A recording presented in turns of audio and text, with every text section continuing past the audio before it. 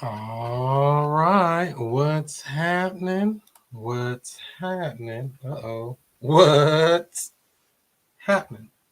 Is this thing working? Give me 1 second. Getting kind of fuzzy. Happy Sunday.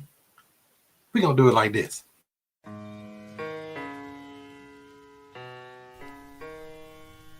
Can you hear me? I don't know. If you don't know who I am by now, I don't know what you've been doing. You been asleep? Let me wake you up with something. Straight up. Yeah. Allow me to reintroduce myself. I'm Chris Monroe. R to the O-E. I flip houses, rent cars, and make money. You know I'm not no motherfucking dummy. This how we do. Boom. There we go. Now I think we cooking. Here we go. What's going on, Jimmy? What's going on, Art? What's happening to the live watchers? What's up, Jimmy? What up? Let me hold 100,000. I'm new to this. Oh man, you supposed to come in with a checkbook ready. The checkbook ready? Shit. Who do you think I am? or at least a deal. That's what they say. Bring a deal, right?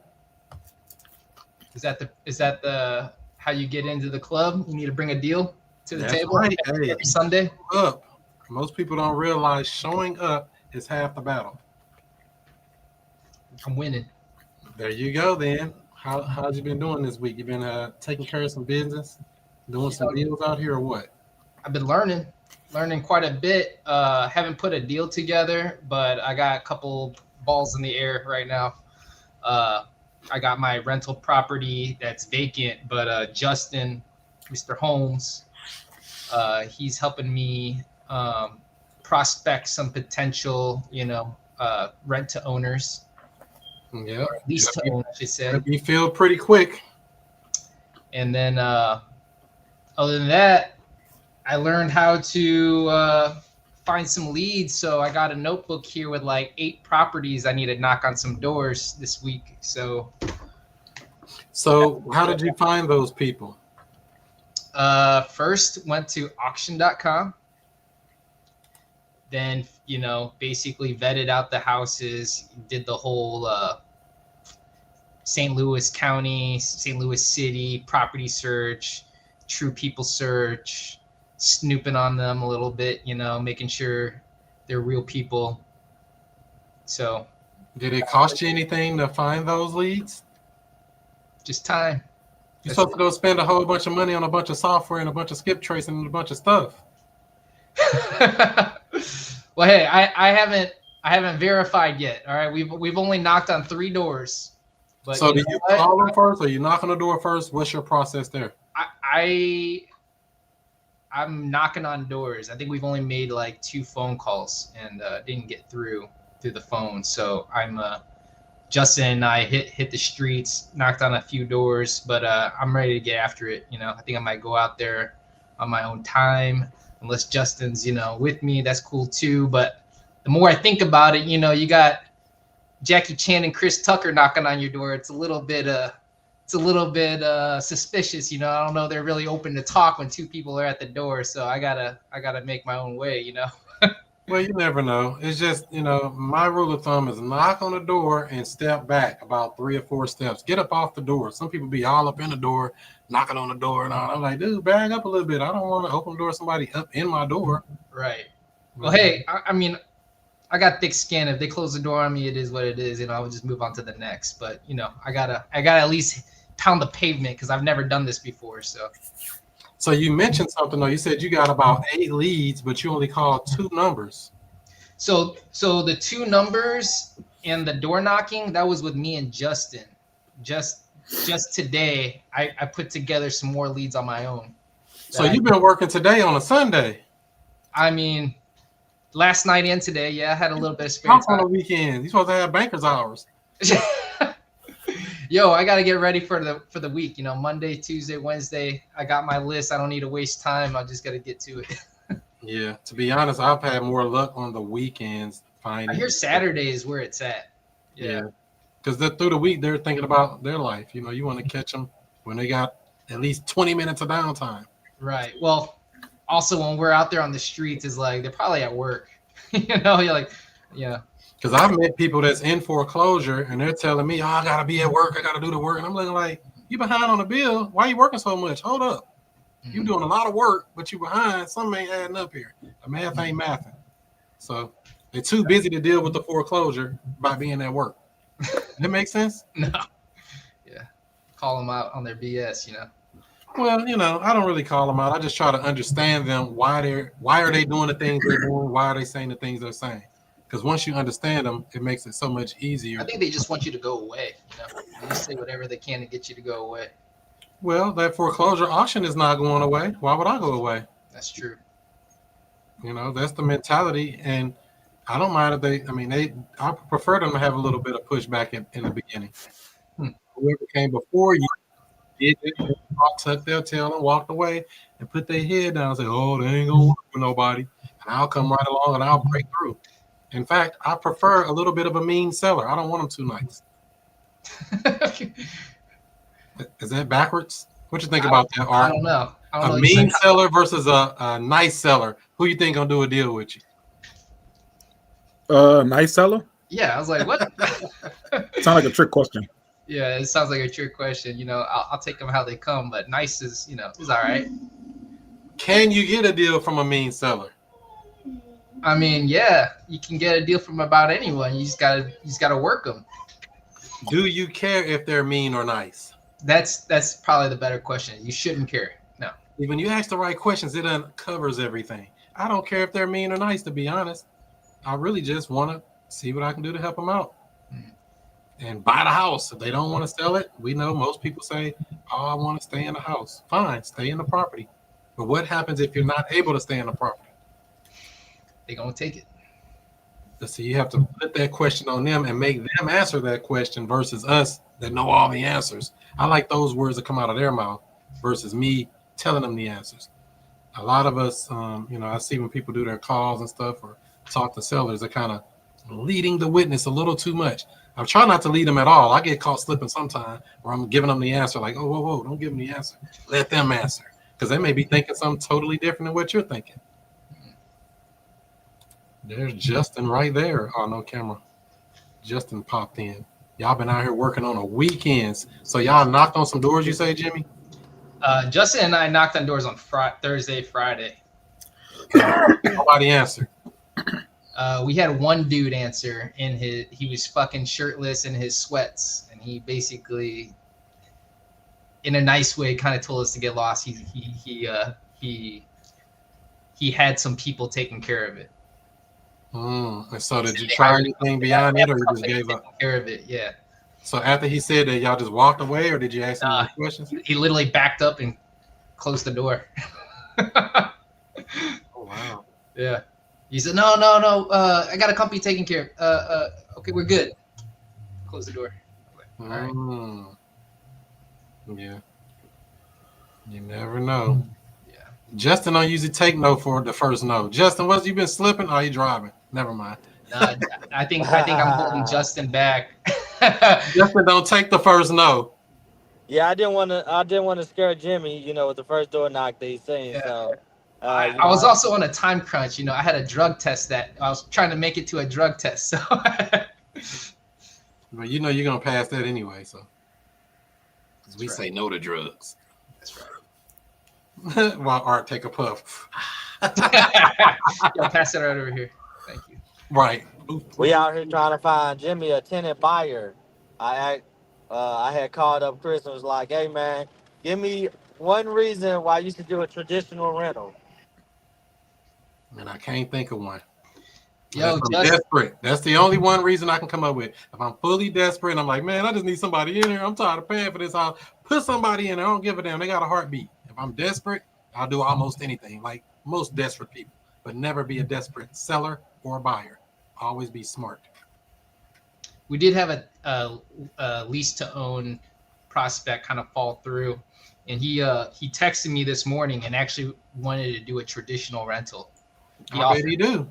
He offered me $10K up front for 6 months advance, and I was like, that sounds kind of sketchy. Make it $20K. See, I make it so ridiculous where you have to think about, like, damn, you sure I can make a deal with him? You want to make a deal with me? I'm a deal maker. You sure you want to throw numbers like that at me? That means you got some bread. Let's make a deal. I'll take your $10,000 up front. But guess what? Your rent rate is different. Because I don't want to do a traditional rental. So you can structure any deal. That's the beauty of creative real estate. And why did he not want to do the rent to own? That's the question. I don't know. He kind of gave me some squatter vibes, honestly. Trying to pay in advance and maybe stop paying after 6 months. I don't know. I mean, what does $10,000 cover? How much rent? How much time does that cover for $10,000? It was gonna be.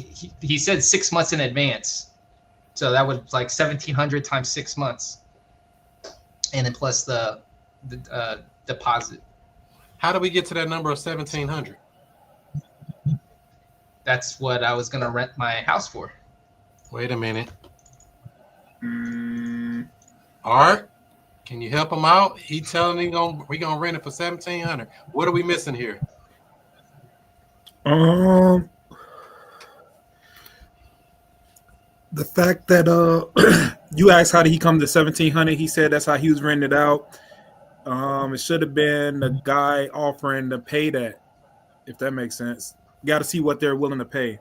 Right. We never tell how much a month, and we never say how much down. We just put out our price.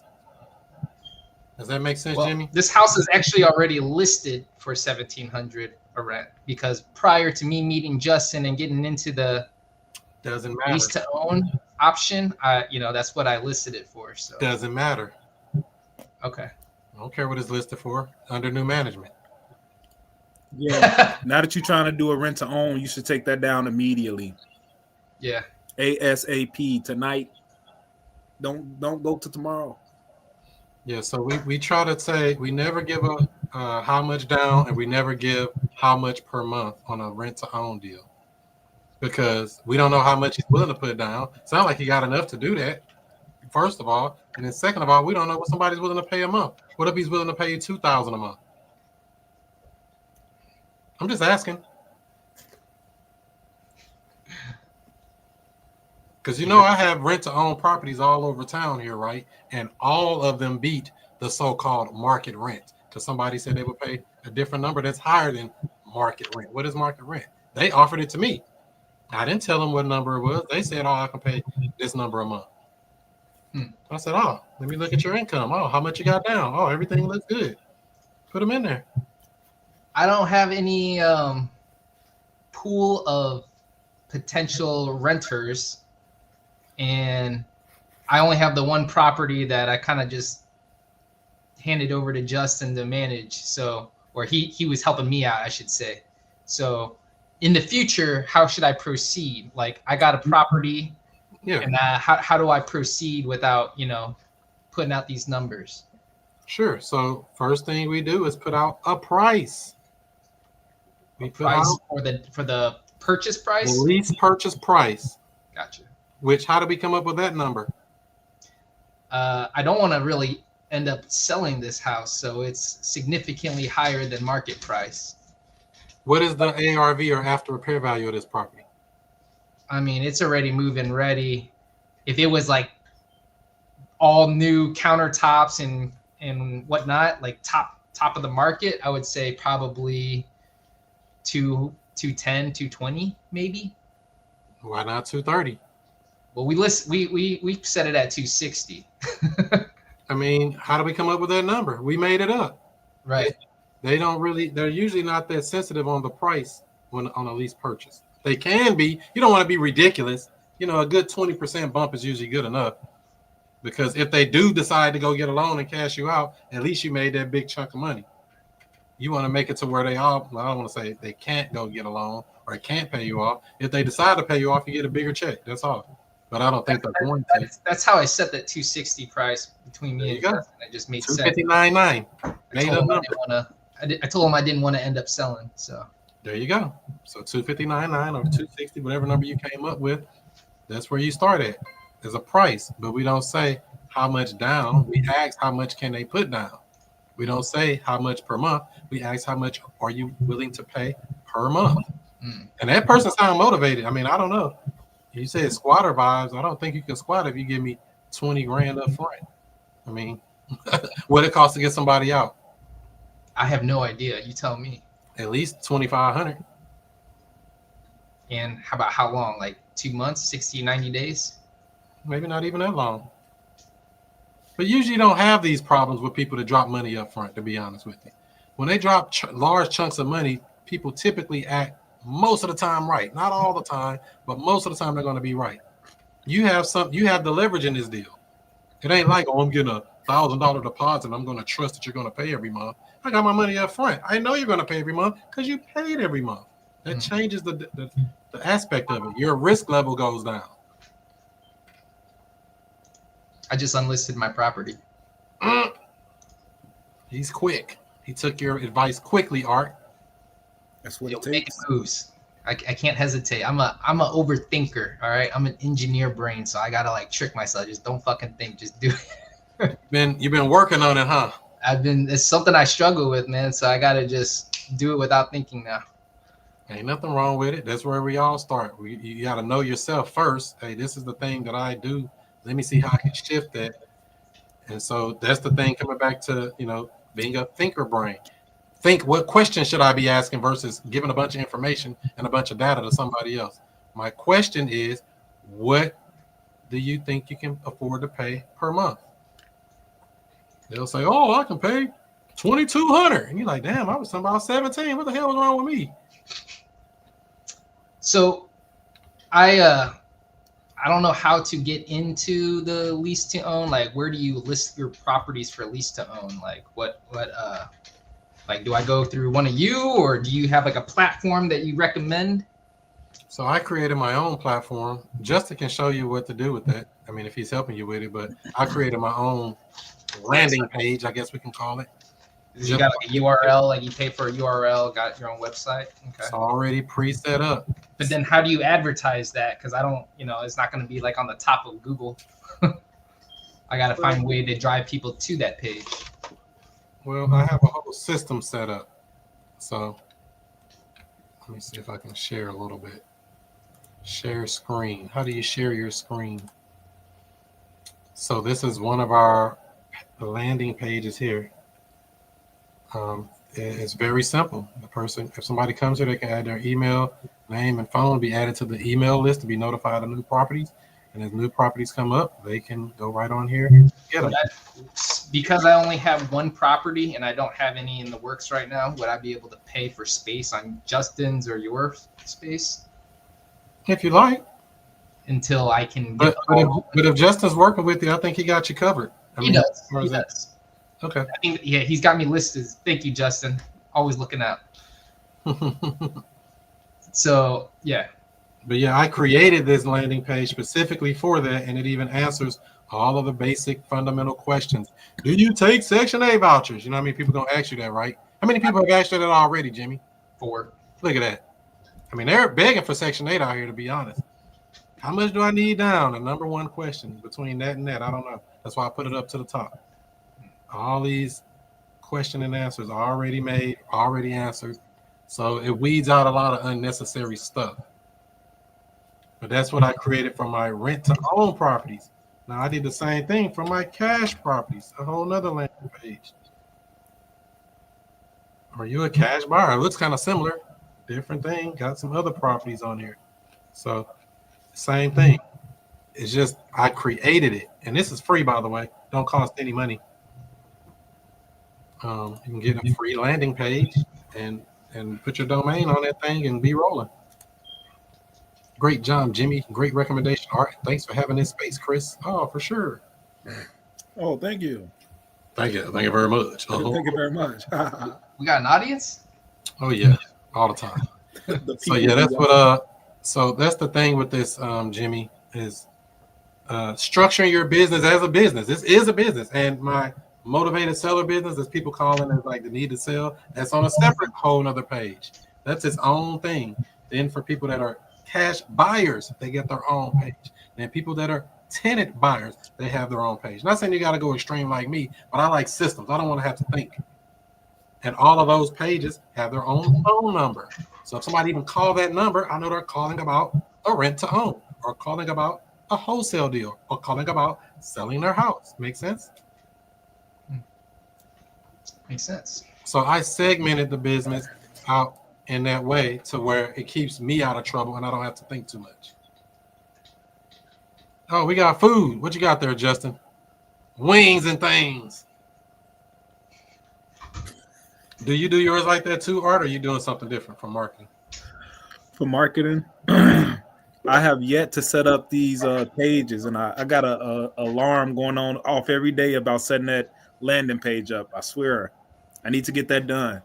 So far, how I've been getting my tenant buyers is my very first one. I got it on straight from Facebook. I had another one. It came from local signs in the neighborhood. And then the third one was from Facebook. So that's how I found mine so far. Signs in the neighborhood definitely work. Because there's everybody not on the internet. You got to remember that. There's people out here with money. Maybe they don't even speak English, but they got that money. They got 20 large. We're going to put them in a house. That may not even be legal. I got my first two tenants through, I guess, friends and family promoting online, letting them know that I do this, and people have been sending people coming in abundance, and I had two, I guess, relatives that made it happen to come with a sizable down payment, and we got them done. There you go. Referrals. How many deals could you do from referrals? A lot. Let people know you exist in your market and, truly help. Let all the people know. Especially in your case, Jimmy, you got somebody speaking a whole nother language. If you can get them in a little whirlwind, you can make them a page just for them in their language. Come on. So you got to think like a marketer. Yeah. I got a funny story that happened. What happened? So, I have this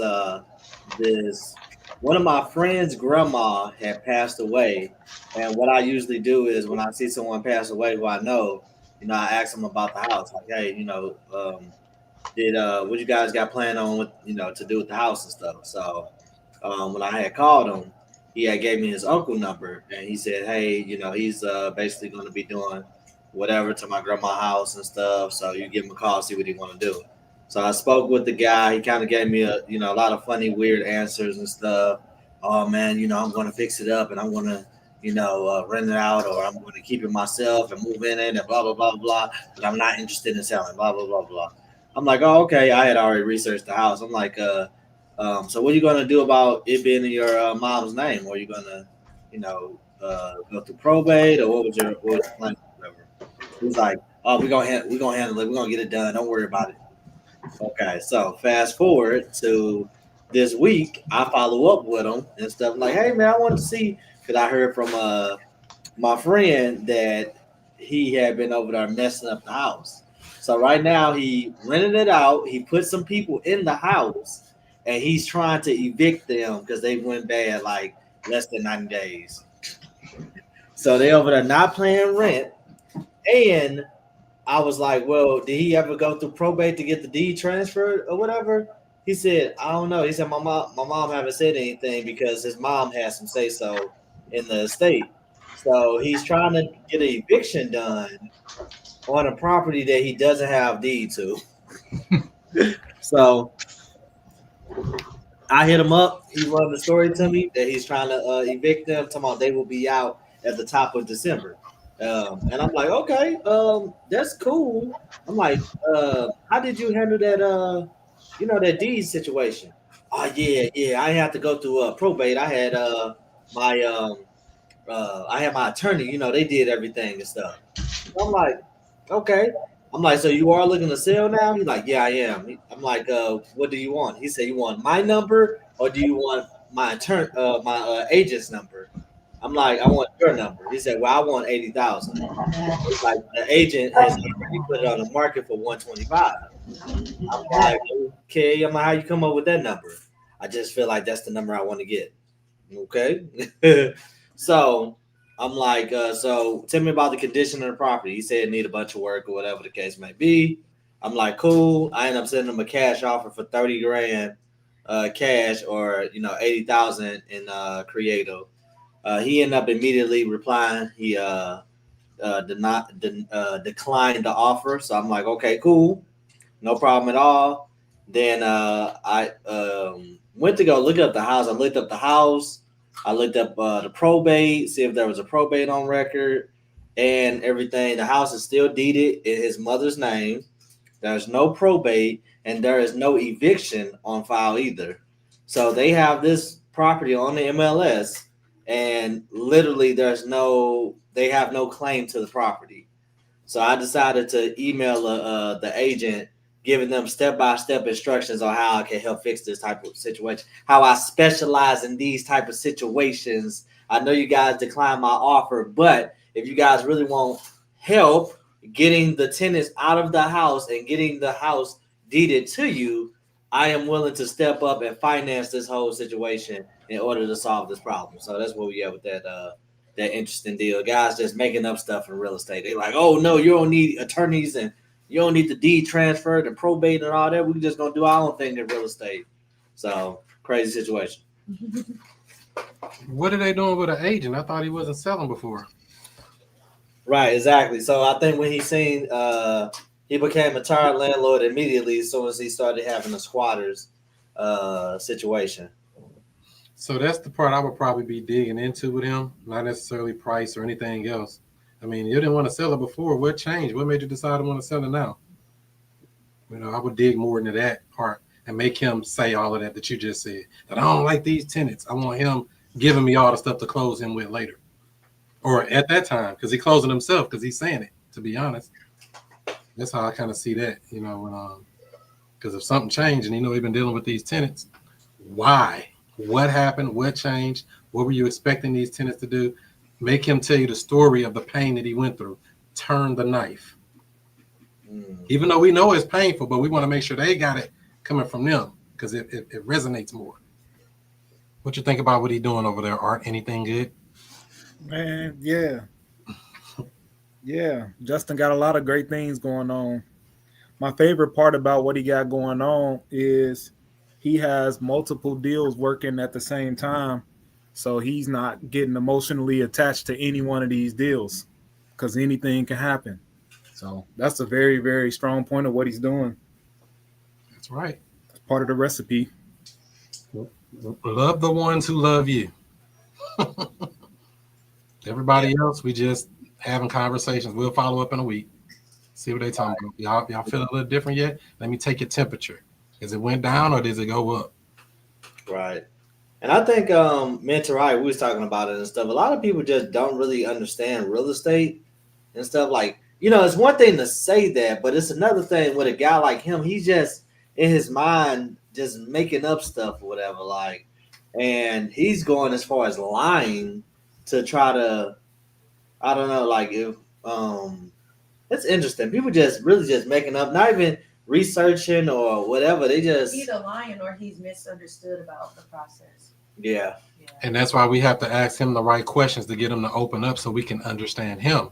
He don't have to understand real estate, but we need to understand the seller so we can understand how we're going to deal with them. I asked him questions though, like, okay, so how did you go about doing this? Oh, we didn't have to do probate because my mom had a will. I'm like, okay. He say I had an attorney handle it and everything. But in my mind, I'm like, I don't think you can, when you have a will, you have to go through probate.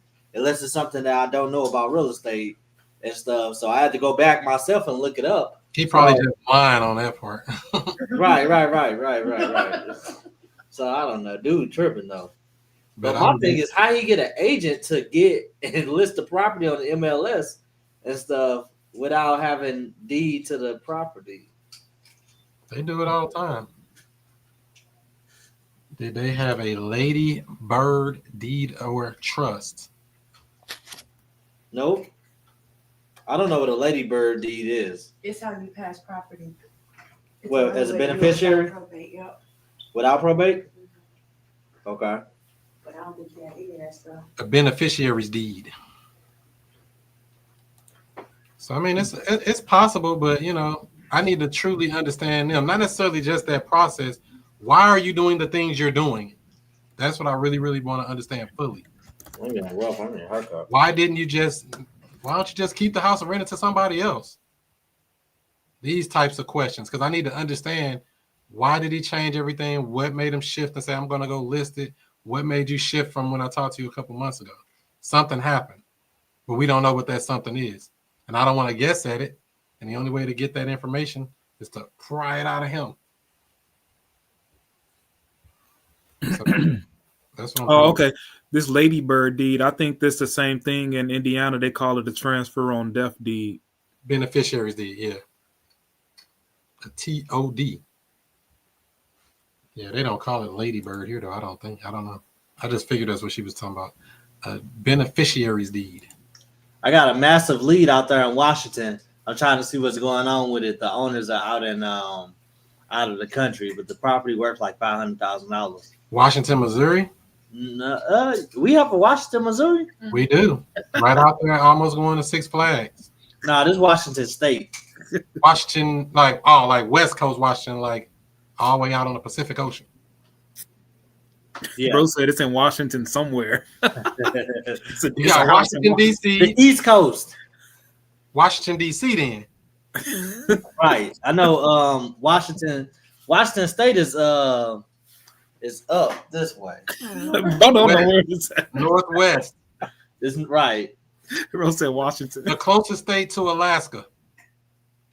Right. Is it for real? Yeah, Washington is far, hella far, 2 time zones away.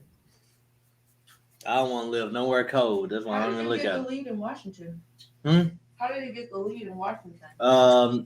Sean, guy I know had called me. It was like, yeah, Justin, you handle foreclosures and stuff, right? Yeah. You do stuff out of town? Yeah. I'm gonna give you this person's number. They go through a foreclosure. We can help. Like, let's do it. If the seller's ready, we can make some spaghetti. I'll take over an out of town deal. Why not? I haven't got buyers up there. If it's worth $500,000, the real is probably gonna be crazy. Depending on what part of Washington it's in, I can sell it to King Kong. He got the buyers up there. You know that's his market. You know I know somebody in every market, right? Let's see here. Justin and Chris, are they going to have to get lawyers involved? Which deal? The last deal?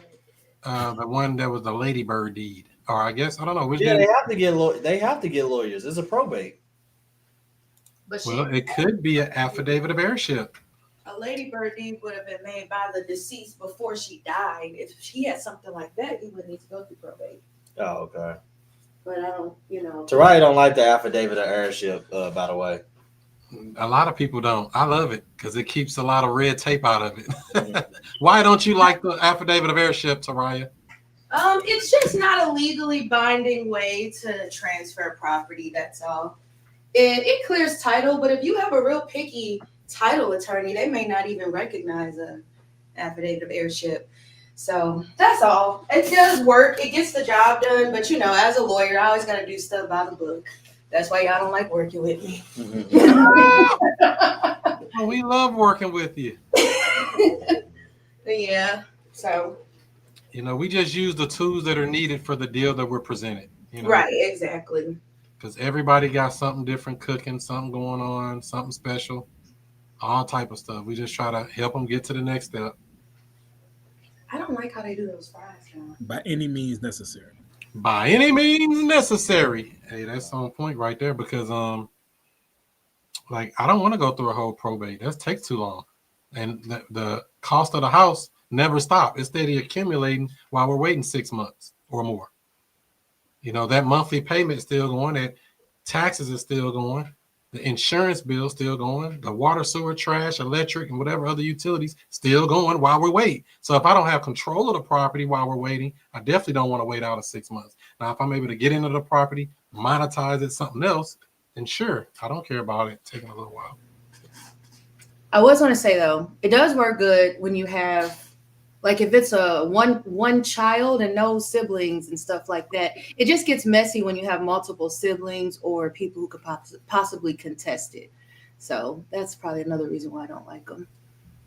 But yeah, you're right. It does work when you need to get the job done. One thing he's trying to do, we got a bunch of siblings who don't get along, and so we can't do the affidavit of heirship. One of them just got sick, and they just had a stroke, and they're mentally. You gotta make them get along. You gotta go in there with your psychologist hat on. You gotta make them be friends. Be friends.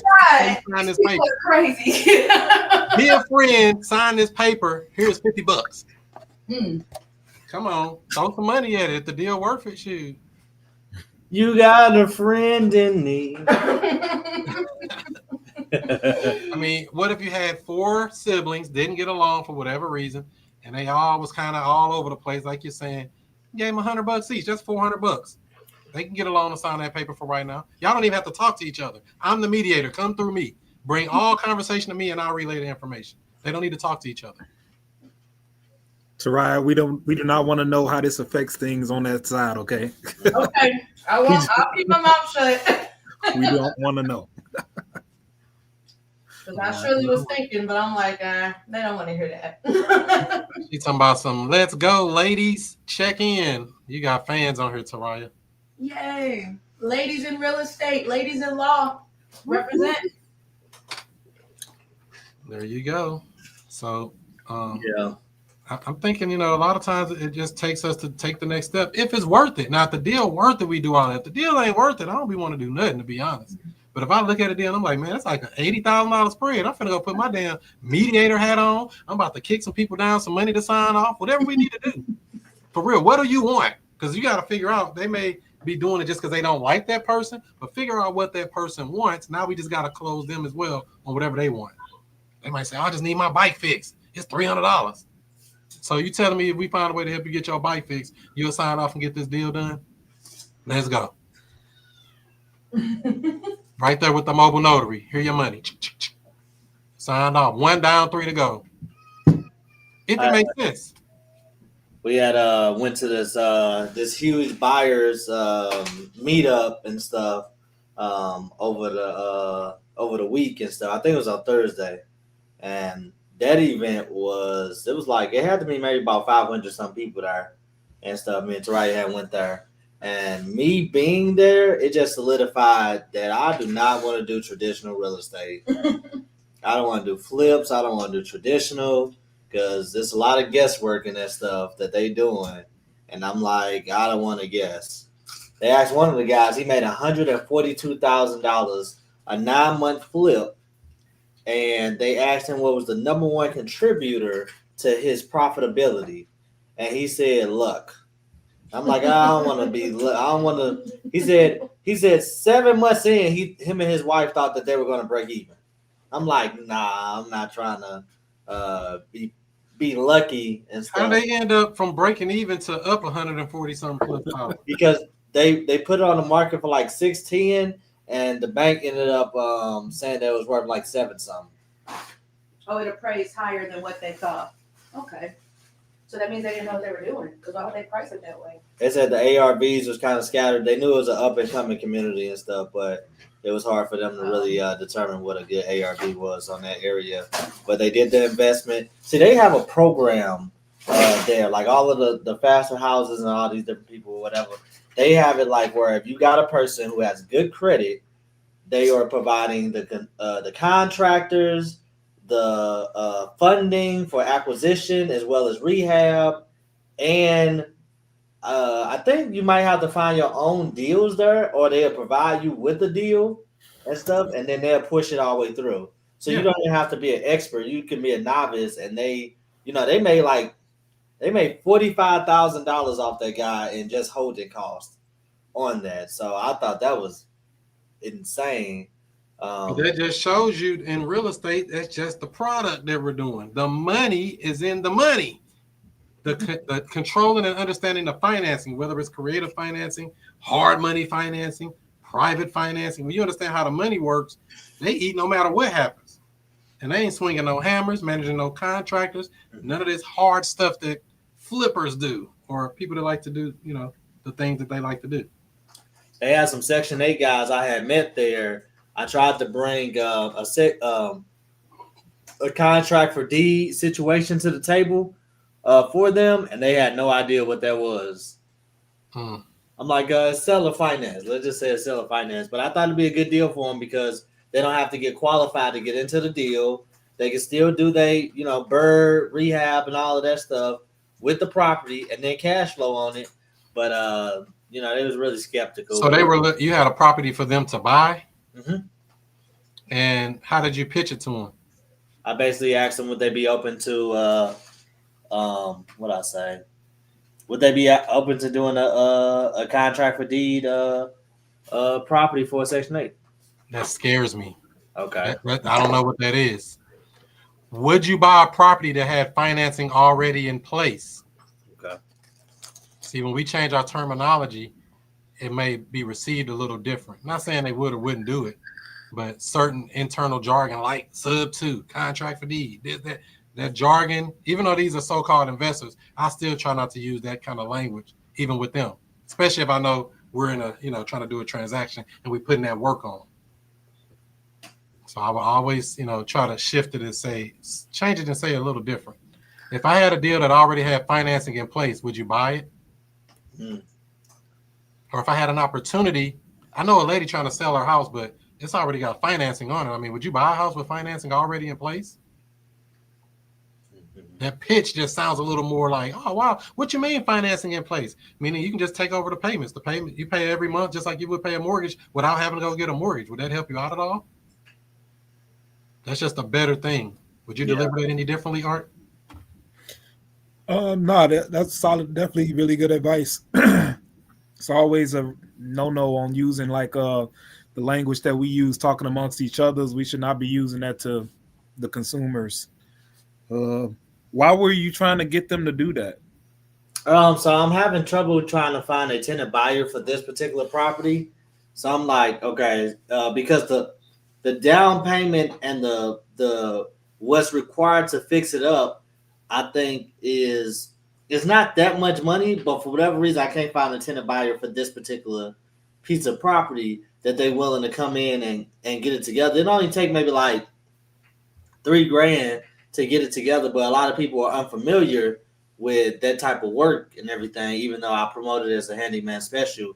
So I'm like, okay, let me try to give it to an investor who will put the work in, and then they can go ahead and do the Section 8 thing that they want to do. I feel like Section 8 would be ideal for that community. It is the hood. But what's funny is some of the Section 8 guys I followed up with, even they want to do particular zip codes. So they still are not targeting the hood. Even though they Section 8, to me, Section 8 is the hood, but they don't even want to be in the hood, which is crazy to me. It is hard to move those deals. That's why I don't market over there. It's too hard.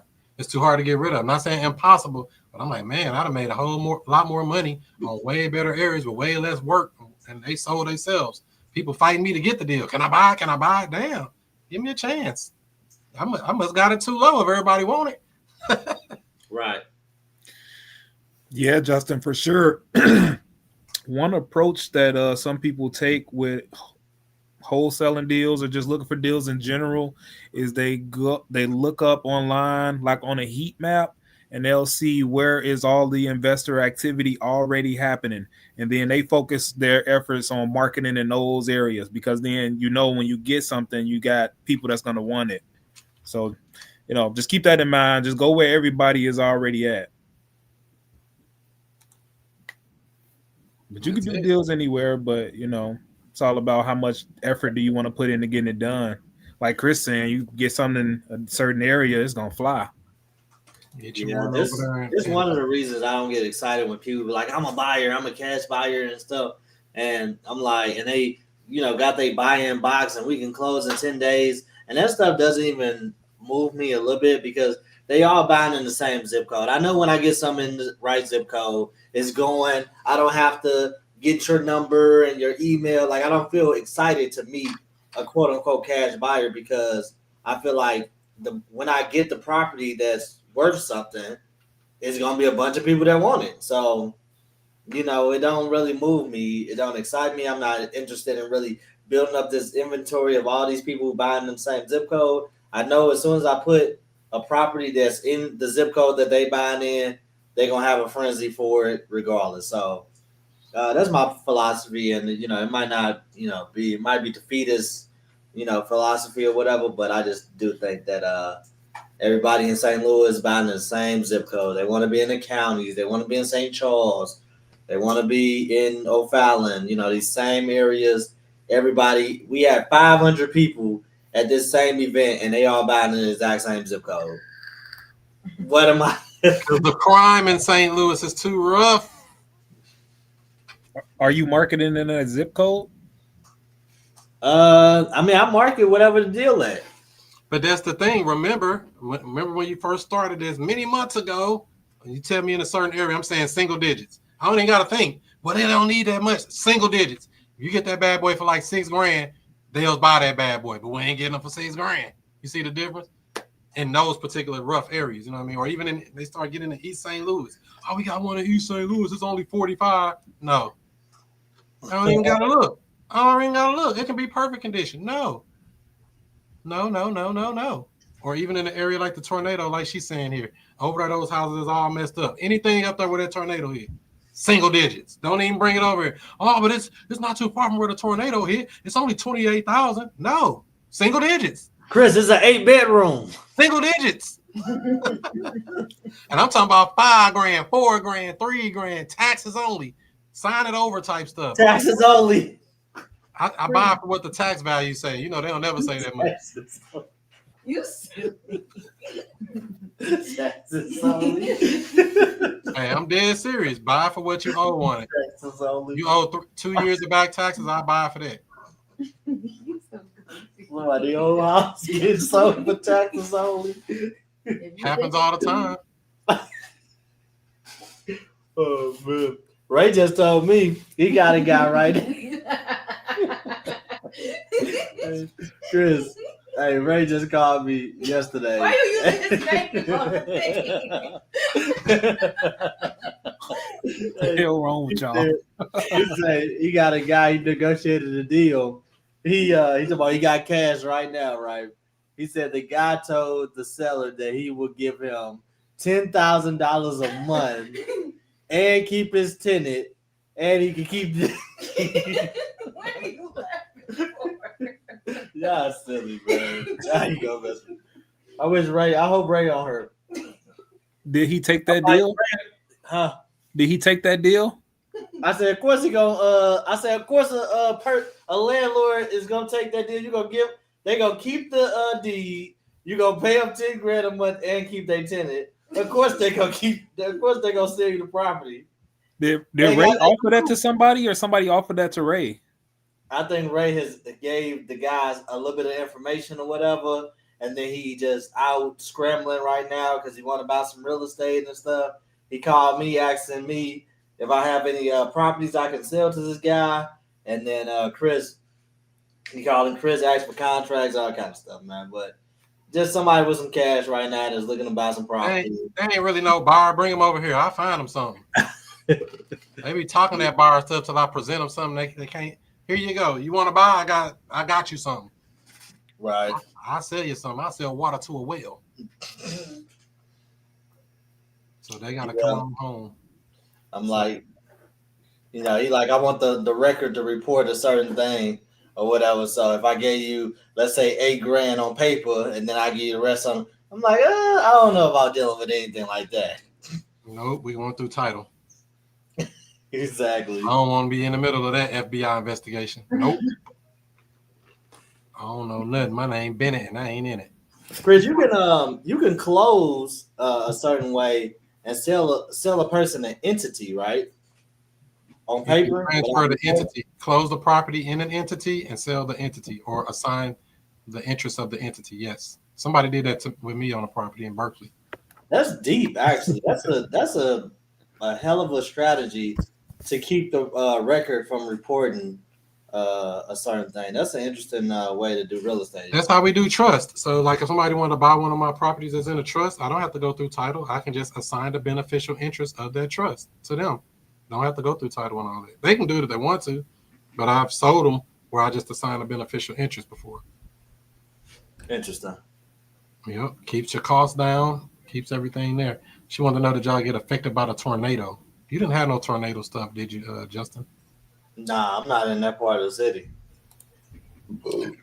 I was on something. I heard they were trying to clear the area out. There were no sirens. A tornado was happening. They've been trying to clear that area out. It already looked, well, you know, I don't want to say nothing too bad, but what's Sexy Red say about it? She said that area already was messed up. They tried to guilt her in the donating. She said, "Don't be trying to play me. That area already messed up." She's about that's already been the hood. I'm like, let's just keep it real, because that was single digits before the tornado hit it. Was. Exactly. Yeah, so don't. Guy was trying to sell me a house over there. It's always better to just look at these deals as what they are. It's either a deal or it ain't. If it makes sense, buy it. If it don't, whack them, keep it moving. If they seriously motivated, they'll come down. They'll come to reality. You know how many sellers have come back to me after telling me, nah, that's too low. Nah, I can't do that. They come back months later. Hey, Chris, you still buying? You still selling? We got this. I think that's gonna happen with that couple, Chris. Remember that referral we was gonna try to wholesale that sub to over in Castle Point? Oh yeah, they'll be back. They can just keep paying it. Some people just pay mortgages for years. I've seen people pay mortgages for 3 years on empty property, 3-4 years on empty properties. That's right. That was that one. Remember the guy was like, "Oh, this house isn't." Oh, and she called you back to apologize for him speaking out of turn. Oh yeah, I remember that. They did all that. We went through. I explained her and her husband the whole process. What we was gonna do. We was gonna take it over. Blah blah blah blah blah. They agreed. Sent them over the agreement. Never heard from them. Well, Chris, I have a question. This is Taraya. You can't Come on with it, Taraya. Drop a heavy question. This is Taraya. What would be a great? How do you deal with? Because I think the biggest objection we get is, I don't want to keep the mortgage in my name. So how do you deal with that objection to keep them on board, especially when that's their only objection to doing so too? The biggest way to handle that objection, what about the loan being in my name? I always ask them, what's the alternative? That's really the biggest close for it right there. What other option do you have? When you box the objection, that kills that objection because they don't got nothing else they can go to. I mean, you're just going to keep paying for it? I mean, you can do that if you want to, but we have a solution to your problem. Are you ready to get the process going? If they don't, no harm, no foul. We can't make them. Right. So, I mean, it's really, that's just I don't want to call it a bad objection or a stall or I don't know. It's just in their mind a lot of time. What about it being in your name is the problem? Sometimes we have to understand it. A lot of times I'm just thinking, what question should I be asking them? Is something I'm not asking to get them to give me this information that I'm missing? Because in their mind, they be thinking, oh, it's in my name still, so I'm still going to have to keep paying for it, or I'm going to have to do this or that. No, we actually take full responsibility of the property, taking over the responsibility of maintenance, repairs, and anything that's dealing with the house. We're investing in this property, so it's in our best interest to keep this in good standing. Wouldn't you agree? That's a good way to rebuttal that. But we first have to understand why they're saying what they're saying, and then, break it down to them. Hey, this is an option to solve your problem. What other options do you have? That's really my biggest thing. What else will you do? If this doesn't work, what other way would we get it done? Because we got a way to solve the problem right now. So, yeah, to add to that, Chris, when I come across that same objection from a seller, I usually ask them, what about the loan staying in their name and us making a payment would be a problem for them? And usually their response is something along the lines of, what if we don't make the payment on the property? And then from there, basically, I'll reassure them, like you were saying, like, hey, this is an investment for us. We're going to do this and that. Why would we ever do that? If they keep on pushing back, then I'll fall back to the performance deed if I need to. I only had to bring that up one time, though. Or you can buy it on a wrap, on a mirror wrap, where you can just give them the same powers that a bank has. Promissory note and deed of trust, so that they can have the exact same documents that the lender gave them. You would have those and you'll be just like the bank. So it just depends on what their actual objection is. People just saying, I don't want it in my name, don't really mean nothing to me because I don't know why they're saying that. Once we understand why they're saying it, we can handle that as a full objection. versus a partial objection or what we think they're objecting for. I don't like to think for people. I like to ask questions, listen to what they're saying, and try to handle it from there. Anything beyond that is kind of overthinking it, over processing it, because they might just be saying, "Oh, I don't want it in my name." I don't think the bank gonna let us do that. I've been told that before. I don't think the bank gonna let us do that. We're not asking the bank for permission. We do this all the time. We buy houses, we take over payments, we solve problems. It's not a problem for us. We can help you in this. If you don't want it, I mean, you know, I understand. You can go do the other route you want to go. But if you want to buy it, we're buying. So it's up to you. Choose your poison. So this is just what this is the stuff that comes up over and over and over again with these people. And I don't really worry about them because they got to come back and see you. Nobody else can help them.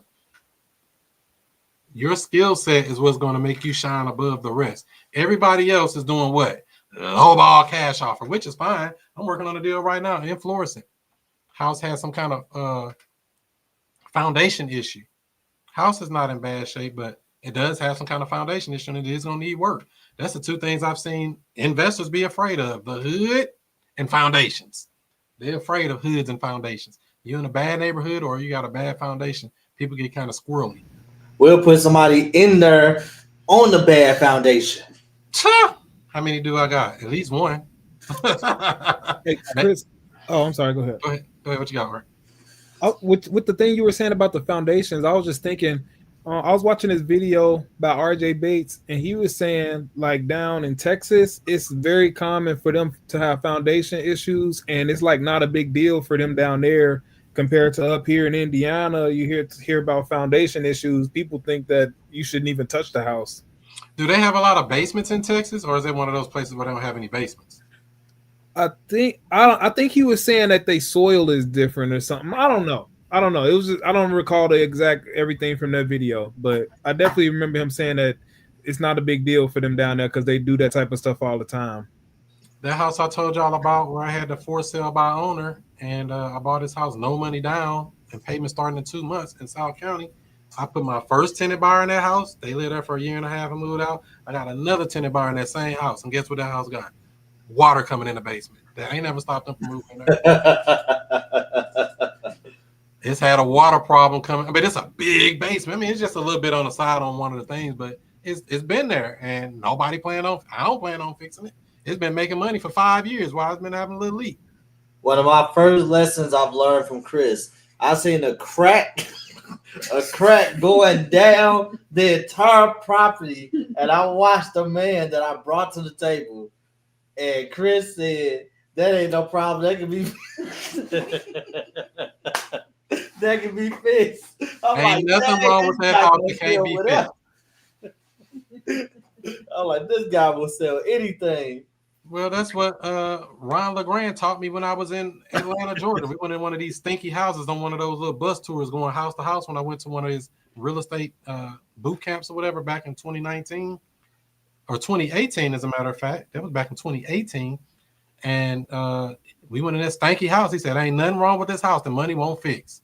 I said, "Damn, ain't nothing wrong with it. We get it for $1. We can fix this house up." Chris was trying to sell Larry Spink's house with a crack in the foundation. That was crazy. You can. Well, it doesn't stop you from selling a property. Does the inspector give you guys trouble for this? Inspector for what? What is let's break it down, Jimmy. What is the inspector inspecting for? When you put in a new tenant, don't you have to get the house inspected to make sure that? Are you putting in a new tenant? When you do a lease to own option, or when you No. I'm not putting in a tenant. I put in tenant buyers. They're buying the house. That's why I don't do another reason why I don't do traditional rentals.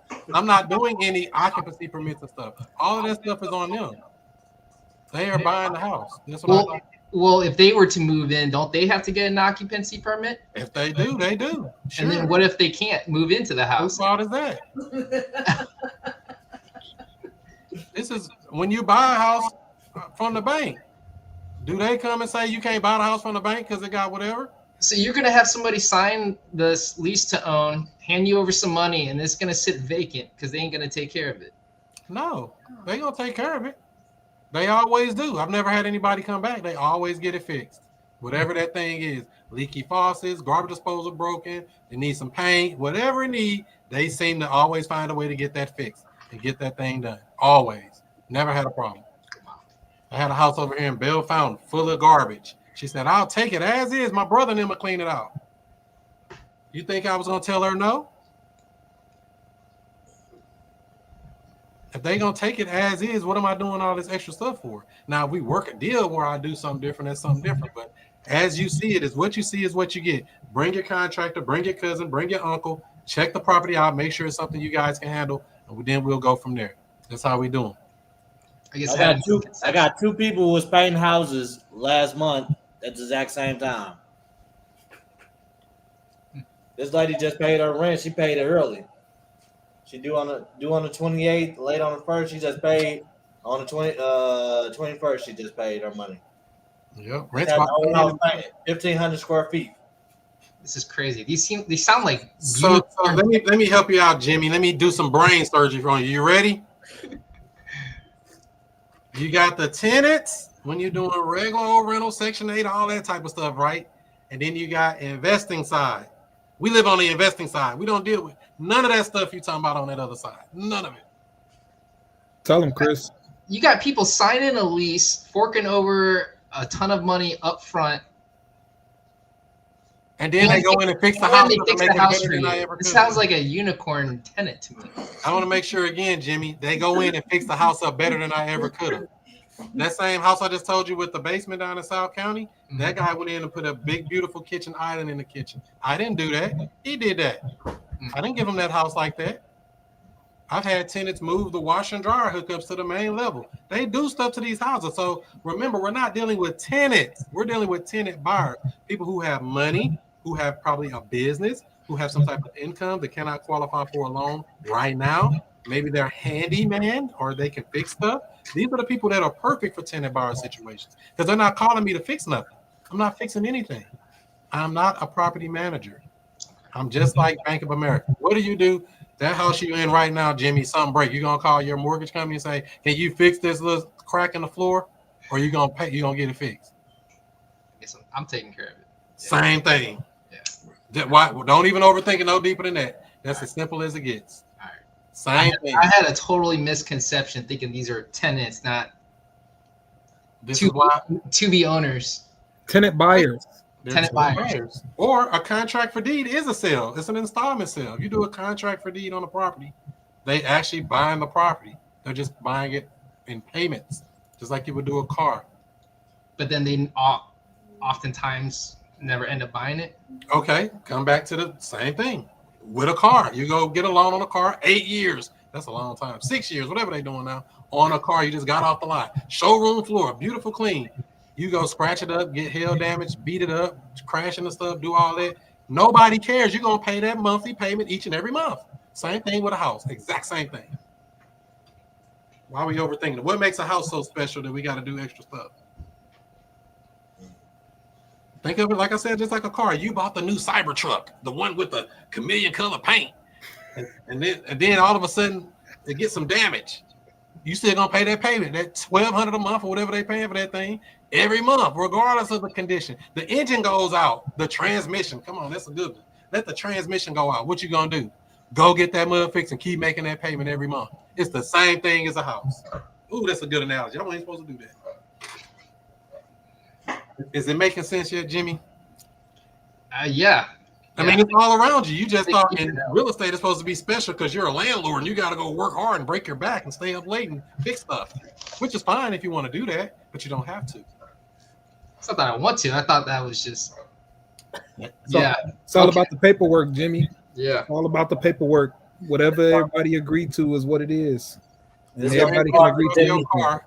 Or you going to pay that $7,000 or whatever they charge to do a transmission? You gonna go pay it and get it fixed. It's gonna be hard for Jimmy because he feel like his heart. He's like, oh man, I can't put a person in the house full of junk. I'm not saying to intentionally go out of your way to give somebody some junk, but I'm not going above and beyond for no reason, unless it's going to give me a bigger payoff of some type. When I seen those two people was painting the houses and everything, I really was mind blown. I was like, wow, people really getting the houses. They really fixing them up. And they fix it up better than you ever would. Trimming the bushes, cutting the grass, painting the outside, putting new gutters up, siding. You like, damn, that's a nice house. I think I want that house back now. I hope y'all mess up. I'm gonna take it right back. You messed up, Park. But is that making sense, Jimmy? I mean, is that a good analogy on your car breaking down? Are you gonna be mad at the finance company? I'm just asking. No. Even if your house messes up, or I'm not the right person to ask that. I'm a DIYer. I have trust issues. But you're going to fix it. That's my point. You're going to fix whatever comes up. That's the same thing they're going to do in that house. Why you need me to come save you every time? Say you got a house that is move-in ready. You know it's going to pass inspection. Can Uh-oh. You faded out. Jimmy. The aliens got him. Bro fell asleep. Jimmy, you have faded. All right, try that again, Jimmy. You faded out. Say you went ahead and already fixed up the house and you know it's going to pass the inspection. Can you use that and market it for a higher down payment? Do dolphins like water? Yeah, baby. That's what we need to do. All right. That's it. What are we doing? Chris, you missed his question. He said, would you market that for a higher down payment? Yes. Yes, it's a premium. If I give you a perfectly move-in ready, beautiful house, you're going to pay a premium.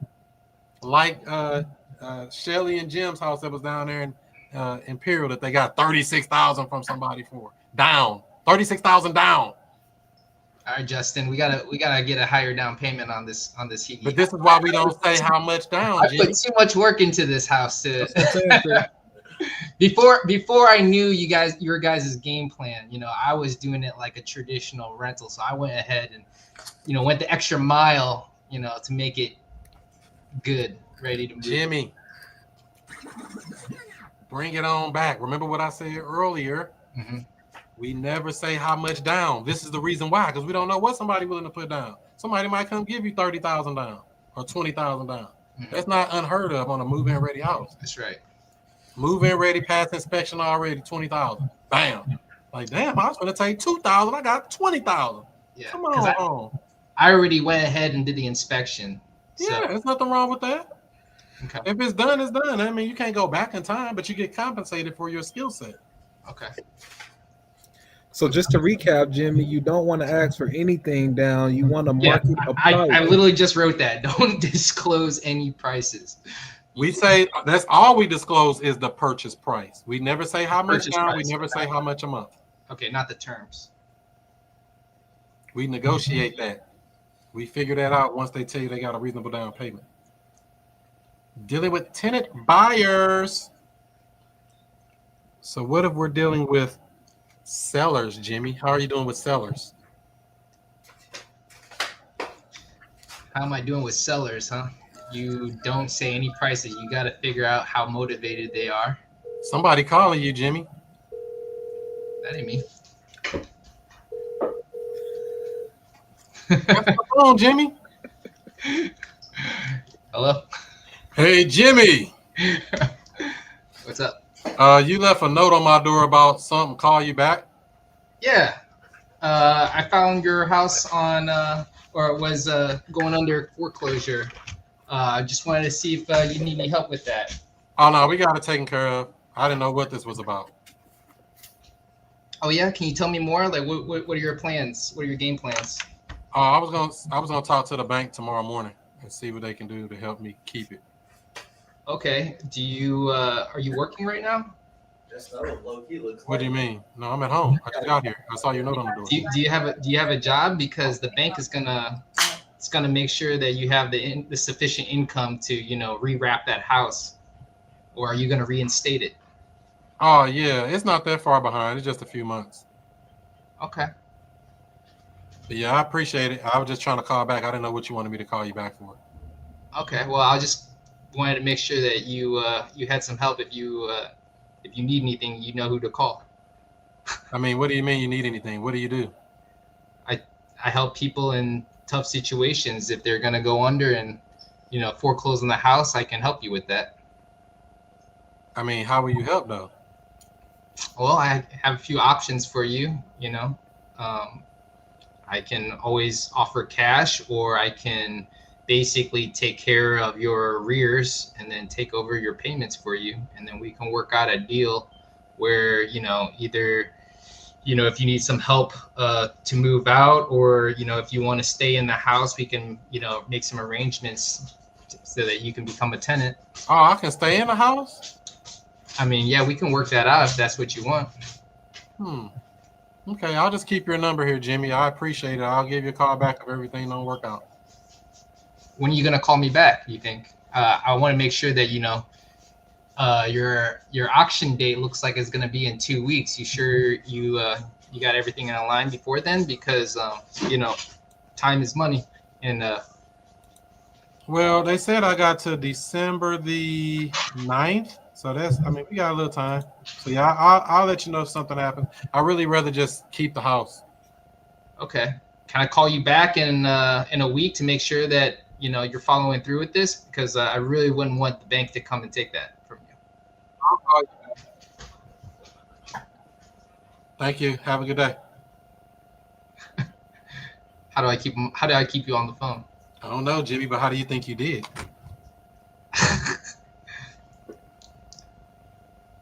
If you graded yourself on a 1 to 10, what would you give yourself?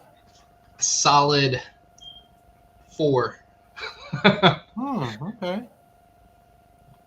All right, Justin. How was that call, you think? We gotta get them 4 pillars. Price, motivation, timeline, condition. Every single phone call. Yep, you needed to get your 4 pillars: timeline, condition, motivation, and price. Even though we kind of got the timeline because of the auction, but the other things we didn't really tap into, right? Yeah. Anything else? We never put non-performing tenants in the property. Of course, they'll let you help them. You're going to buy their house and keep them inside the property. They're non-performers already. So the bank already have problems with them. So, of course, we will have problems with them. Yep. A lot of people do try to navigate, from my experience of being in front of people. They do try to navigate, oh, you're going to buy my house and can I still stay in it? They love throwing that out there because they want to still stay in their house no matter what. They haven't mentally left the property yet. Right. They haven't mentally left the property. You got that, Jimmy? Because it's very important.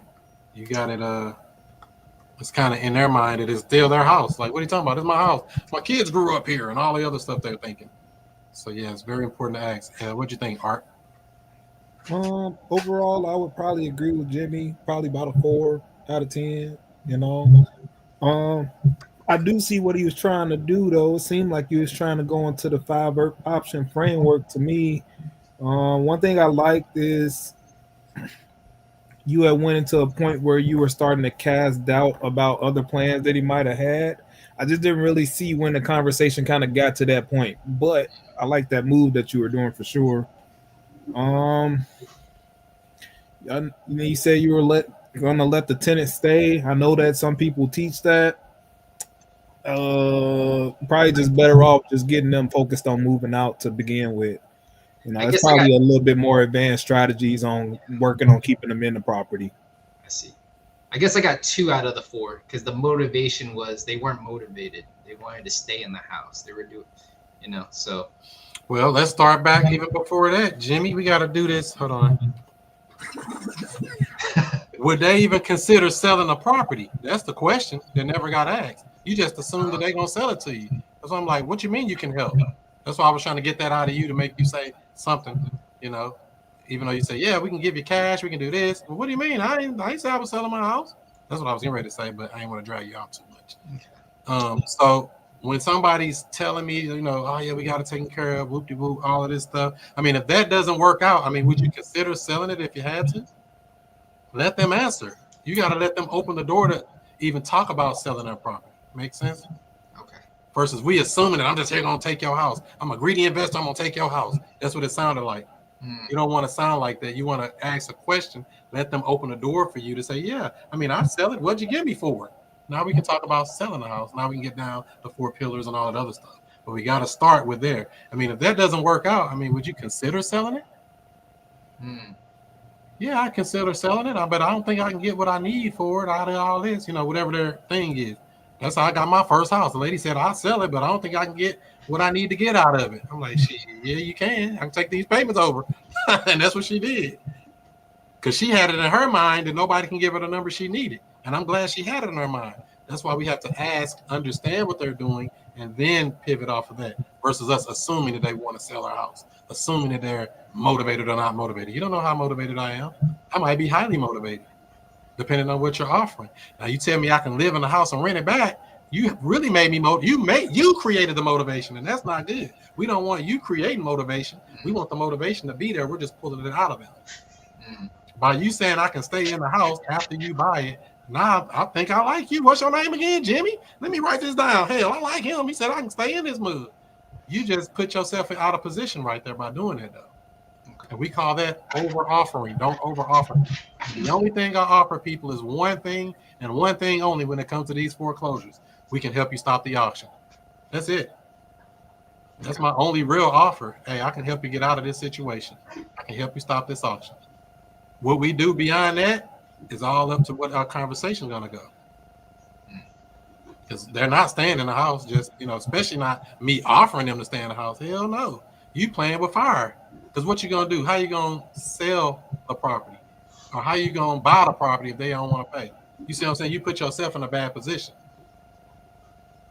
Let's walk down that path. Okay, we buy the house. We let you rent it back. Everything going good for a month, maybe 2 months. Christmas comes around, right around this time of year. People start getting amnesia when it comes to rent. Christmas is more important than paying your rent. This is what you're going to run into in real estate. A bunch of people like that. I'm already expecting it. Happens every year. Same jokers. They late or, you know, whatever, around Christmas time. You ain't going to put nobody out during Christmas, are you? You ain't no Grinch, are you? I'm a Grinch. But that's the thing you're going to run into. But you don't want to put yourself into a bad position. Does that make sense? Loud and clear. So would you consider selling? And then don't ever offer anybody anything about renting anything back. We figure out what would you like to have. That's our position. Figure out what they want. Now when we're closing and doing whatever statement you just did or telling our third-party story, we use the information they gave us and insert that into our close versus we closing on what we believe and what we think. We closing on what they told us. Ooh, come on. That's almost automatic cooking. Anything else y'all want to add, Justin or Art? Yeah, quick question, Jimmy. Did you establish a follow-up before y'all ended the call? I tried to. He tried to, for sure. Okay. And then what 2 pillars did you get? The motivation and timeline. Well, motivation is I think Chris called me out on that. It's not I induced the motivation. It wasn't inherent in the buyer like I thought, or the seller, I should say.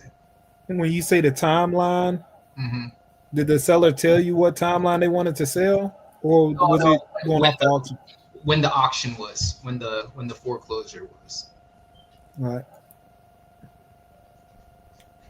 Yes, sir. Keep making these. Got to keep on getting these reps in. That's where we build our muscles at for sure. You tell I haven't made many of these phone calls. That's okay. This one call right here with Chris is gonna leap you forward like 100 real-time calls because you're getting real feedback in real time. Yeah, don't overpromise stuff. We're just here to understand them first before we try to sell them or offer them anything. That's your 4 pillars: timeline or motivation, timeline, condition, price. I like to start off kind of more so with timeline, but we knew that person had an auction, so we kind of understand that. But I mean, how soon would you like I mean, my question is, if we're able to work everything out, how soon would you like to close? They might say, oh, I mean, I'm already out of the house. Like, what's her name? Karen's deal this weekend or last weekend. She was the person already out the house. So they ready now. They don't have nothing to wait. They don't need to move out. They already out. Timeline. We're ready now. Condition, just general condition of the property. We don't have to get a full scope of it all right now.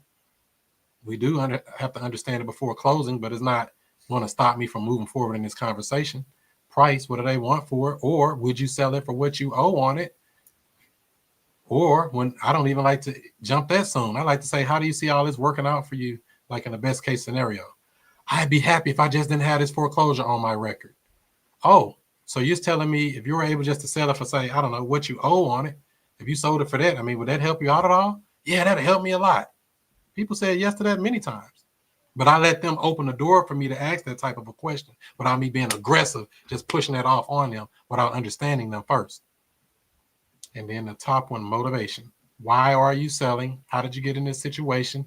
What challenges have you come into? What have you tried to do to get out of this problem that you're running into? That type of questions. Very important. Never get stuck on the calls. When you get on there, these 4 pillars matter because you won't be stuck on the calls anymore. You know that, hey, somewhere in this conversation, even though we might be doing small talk and, hey, yeah, you see the Cardinals play or whatever small talk we're doing, somewhere within that conversation, we're getting to these 4 pillars. They don't have to be in a specific order per se. They might just come out and start dumping this stuff on you right in the beginning. Hey, man, I need to sell this house to auction in 2 weeks, and I'll sell it for what I owe on. I just need to get from under it. Damn, you did all that, and I ain't even asked you nothing yet. But thanks for that information. That can happen as well. It'll help you quickly qualify or disqualify sellers.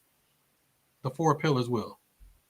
And it will help you identify the best strategy. If they're letting you take it over, you can do the creative deals. If they're like, oh, no, I don't believe in that stuff, or they got a lot of equity, say it's worth $300 and they only want to sell it for $150, that's already probably a cash deal. You don't have to go into the creative stuff. Sometimes I would still offer it, but if it already got a bunch of equity and they can just sell for cash, just sell it for cash. Happens all the time. Motivation. What's got you thinking about selling? What's important about selling and why now? How did you get in this situation? And there's a bunch of other questions you can go into when it comes to the motivation. How did you get in this position? What made you get behind anyway? You try to do that a little bit, Jimmy, when you said, are you working? But I'm like, that was kind of a weird place to put that. But a better question is, how'd you get into this situation? And let them tell you, oh, I lost my job. My wife left me. The dog ate my homework and all the other sad stories they're going to tell you. They're going to tell you that. Don't lead the witness by telling them, did you lose your job? Oh, did the Trump tariffs get you? You don't want to give them all this stuff to use against you. Just ask an open question and let them answer. Dig deeper with the follow-up. Like Art was talking about, following up with them. Identify their pain points.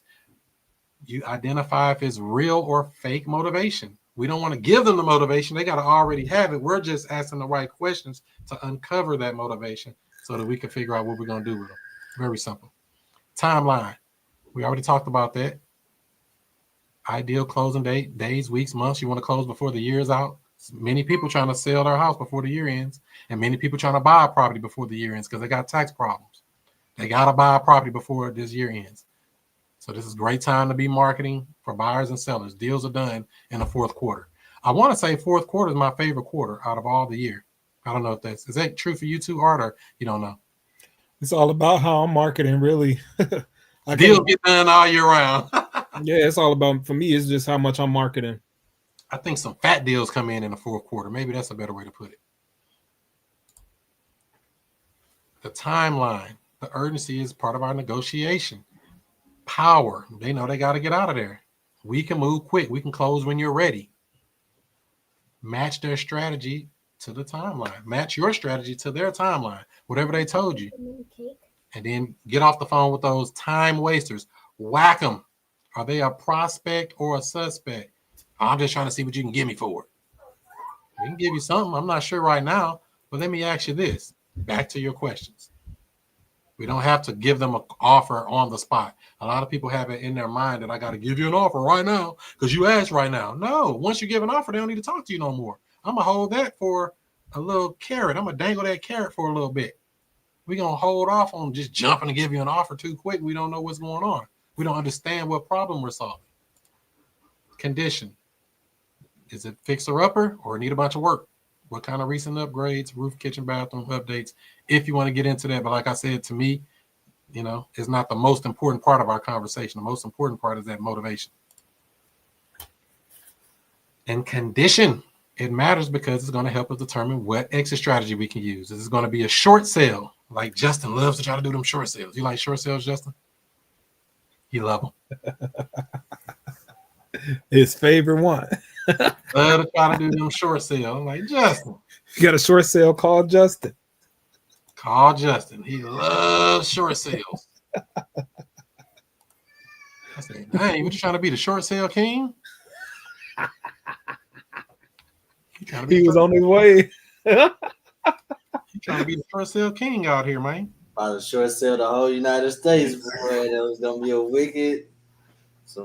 I was gonna need some proper representation. Coming into the price. What price are you looking for? But on a foreclosure, I'll be asking them, what are you trying to walk away with at the end of this? If they need anything. You know, I don't like to go into these people and try to think for them. That's the biggest thing. Do not think for sellers. Ask questions and let them answer. Deal with the information they give you, not what you're assuming. It just makes it a whole lot easier for you. Why is this on the table? Never give a number first. Use silence. You know, I like to do that. They say, oh, I want $300,000 for it. But I really take 280. Damn, I ain't even say nothing. You just dropped the price. Happens all the time. A good silence won't hurt nothing. Repeat the benefits before the pricing. Why are you working with us? We're going to get you out of this situation, stop the auction, etc., and make it all happen. Then you got mix the pillars to qualify quickly. Like I said, qualify or disqualify. Each pillar affects your offer type. A missing pillar equals missing the deal or missing an opportunity or not understanding what they're trying to communicate to you. Every seller has something. You have to be able to understand what they're trying to accomplish and help them achieve that if you can. And, you know, these are just some of the things that'll help you out when you're dealing with these sellers. We're going to make it better. Any questions, comments, concerns?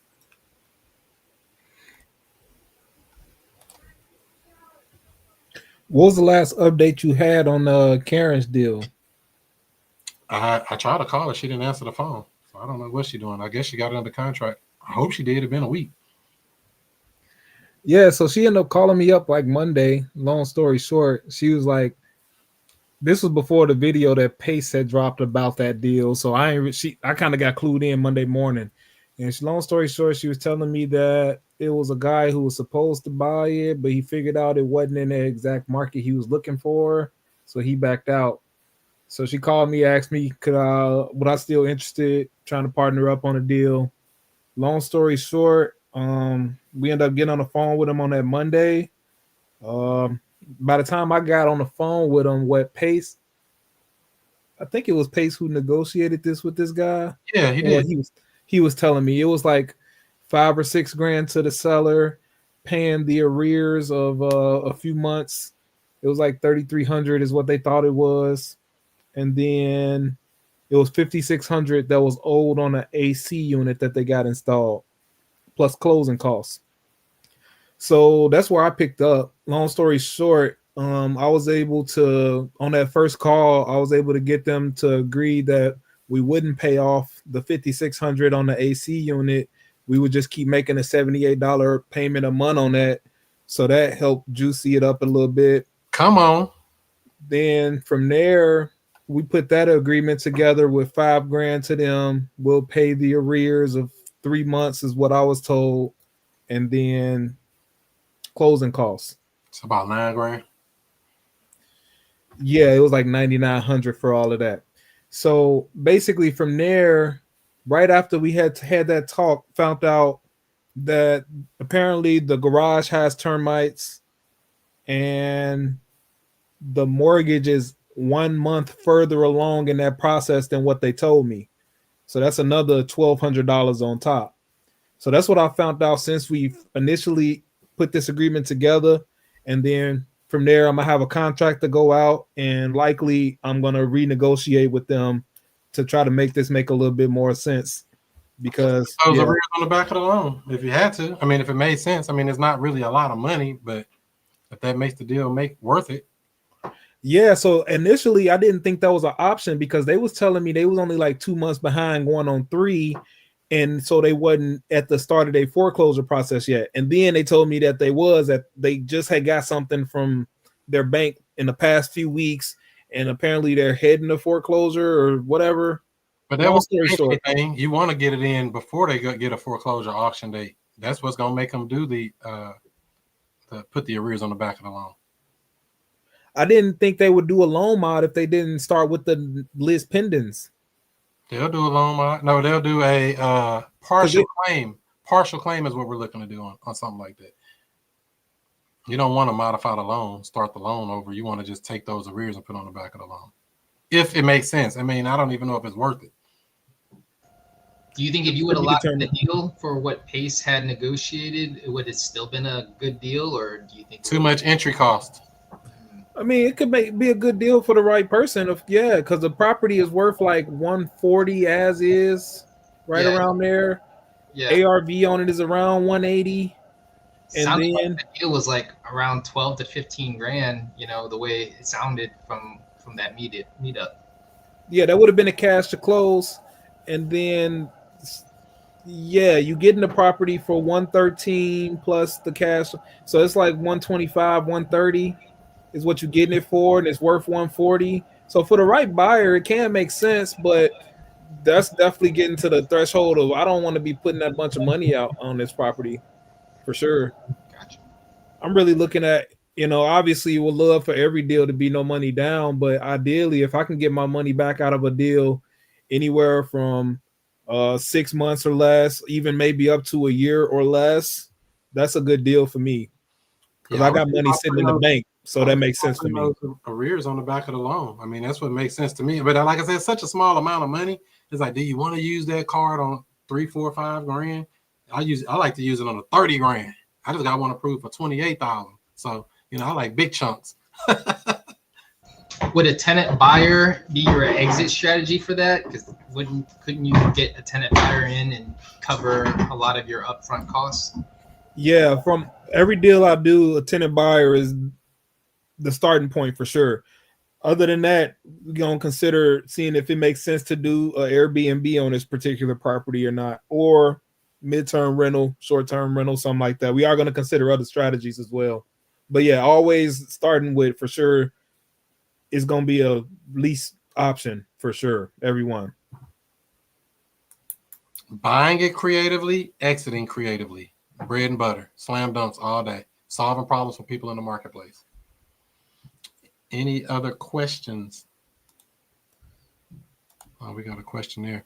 If the homeowner agrees to sell you the house, what method will you use to buy the house? Do you have cash? Do you have to get a loan? What's your strategy to buy? Says Lisa. If a seller is willing to sell me a property, ideally, I would like to buy this property on terms. If they're forcing a cash deal and if the numbers are low enough that I can wholesale that deal, I would do so. But if I can't buy it on terms, I'm not pulling a loan to buy anything, and I'm not buying it with my own cash either, for sure. Hope that sinks in, Miss Lisa. We don't put loans in our name to buy real estate. I know I don't. I don't even know how to if you wanted me to. If somebody said, hey, Chris, I need you to go get a loan to buy a house, I'm going to say, how? How you do that, Justin? How do you put a loan in your name? I don't know. I ain't never seen that. But, people do it. I got a VA loan that I've never used. A disabled veteran. I think they qualify for what? $635,000, something like that. Zero down, nothing down. Never used it. I don't know how to qualify for it. I don't qualify for it. How about that? You gotta have a W-2 income or something. Oh yeah, What would that you say part. your ratio is for wholesaling versus holding? I'm sorry, what's that? What would you say your ratio is right now for wholesaling versus holding? Like, Always buy. end up you basically hold 90% of the If it makes deals? sense. Yeah, if it's in the area I want to be in. If it's in an area I don't want to buy in, I'm not buying it. Like if I know I don't want to be in a particular area, somebody else got to take it or I'm not doing it. Gotcha. Sir, I just passed on a deal out in Delwood. Before this whole tenant buyer option, I was in this to wholesale or bird dog deals. Like, I didn't think I was gonna hold on to anything. So here's the thing, though, Jimmy. I'm gonna help you out with this. That's gonna help it make sense for you. We play the hand we're dealt, not the hand we wish to have. If they bring me a deal that makes sense for me to buy, I buy it. If they bring me a deal that it makes sense for somebody else to buy, they buy it. I don't overthink it. I don't even worry about it. We treat every deal the same. It comes in as a lead. We put it through our process. We underwrite it, see what makes sense as far as exit strategies. If it works into one of my exit strategies, I buy it. Just that simple. Just like they bring me deals all the time. I got something in Cahokia, Illinois. Everybody like Illinois. I am not a fan of Illinois. Just full disclosure. I do not like doing deals in Illinois. What I do when something come up in Illinois? Justin, what you doing? He be like, I'm over here right now. I don't even want to mess with it. The Illinois deal is steady calling me. But if it's a deal in the single digits, now we cooking. It don't matter. It can be on the moon, but I need it low. Especially, see, that's the thing. See, it's a difference in being a motivated buyer. I'm a non-motivated buyer. Come on, Jimmy.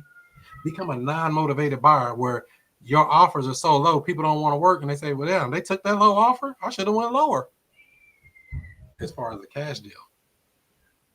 So if you offer somebody such a low offer cash, they don't even like that offer. That's what I do with my multiple offer strategy. I just offered a lady on that Florissant house over here.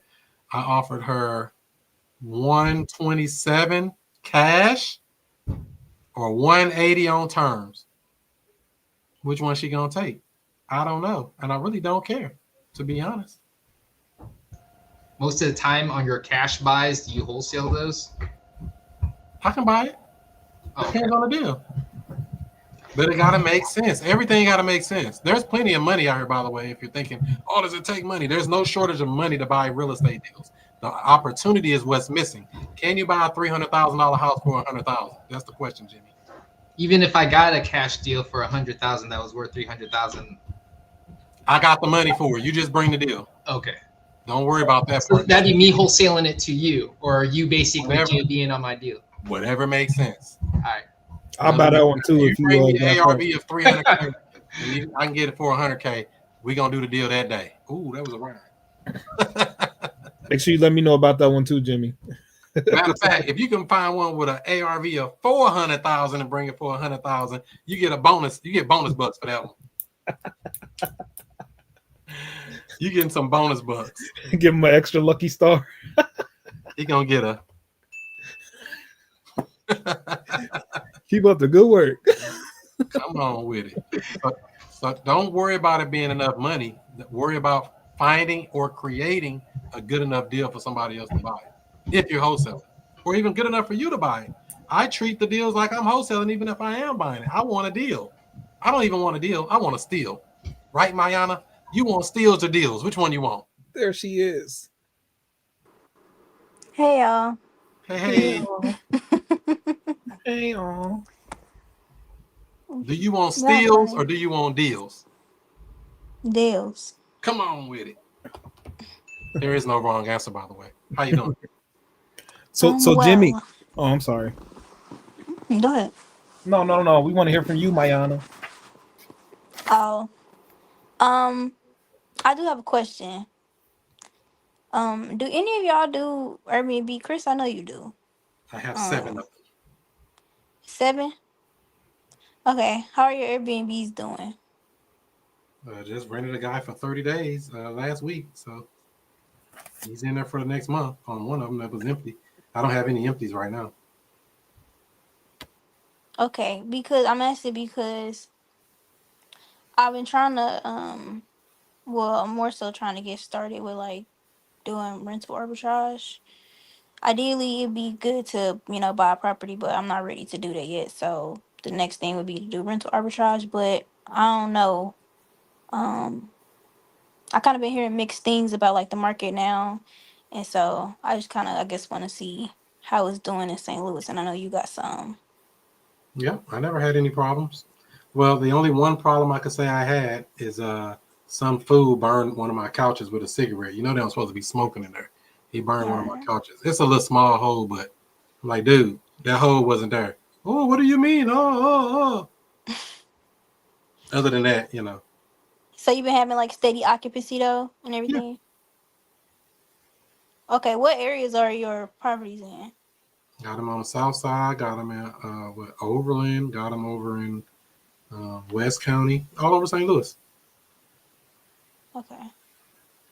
What area are you looking in?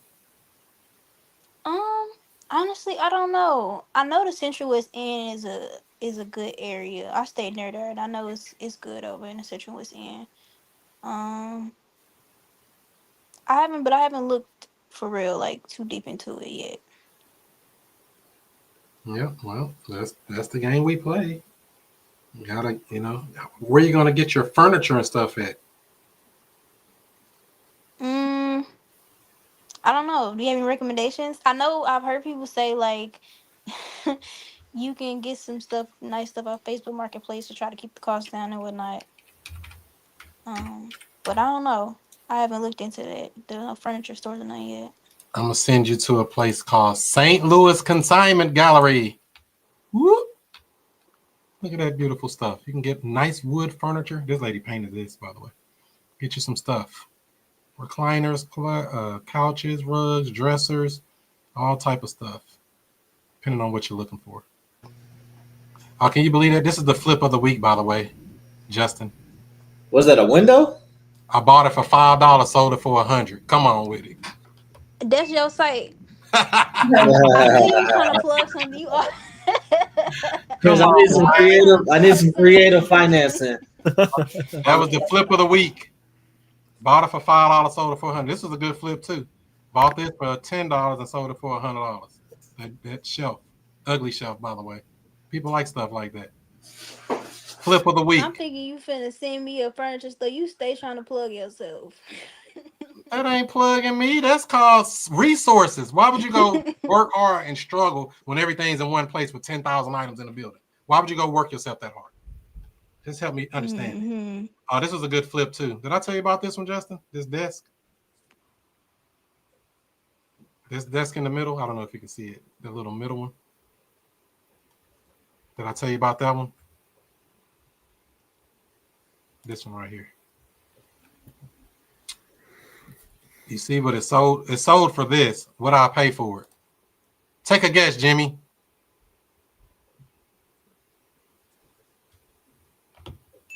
$0. That was the flip of 2 weeks ago or last week, whenever that sold. Got it for free, and they gave me 2 on the queue. I said, make it do what it do. Come on, y'all. But that's a whole nother game. But yeah, St. Louis Consignment Gallery, stlouiscg.com. Open every day except Tuesday and Thursday. And you can buy you some stuff. How you love that? She said, you plugged yourself. Look at them people saying good things.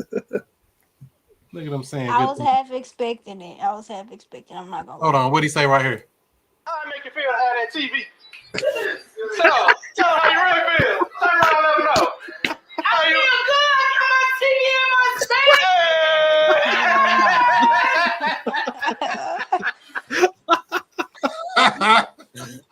Whoop, there it is. Come on with it. It's called being resourceful. Solving problems for the marketplace. You need a house? We got you. You need furniture? We got you. Whatever you need, we got you. Bring it on. What value do you bring to the marketplace? Think about that, everybody. That's everybody's homework.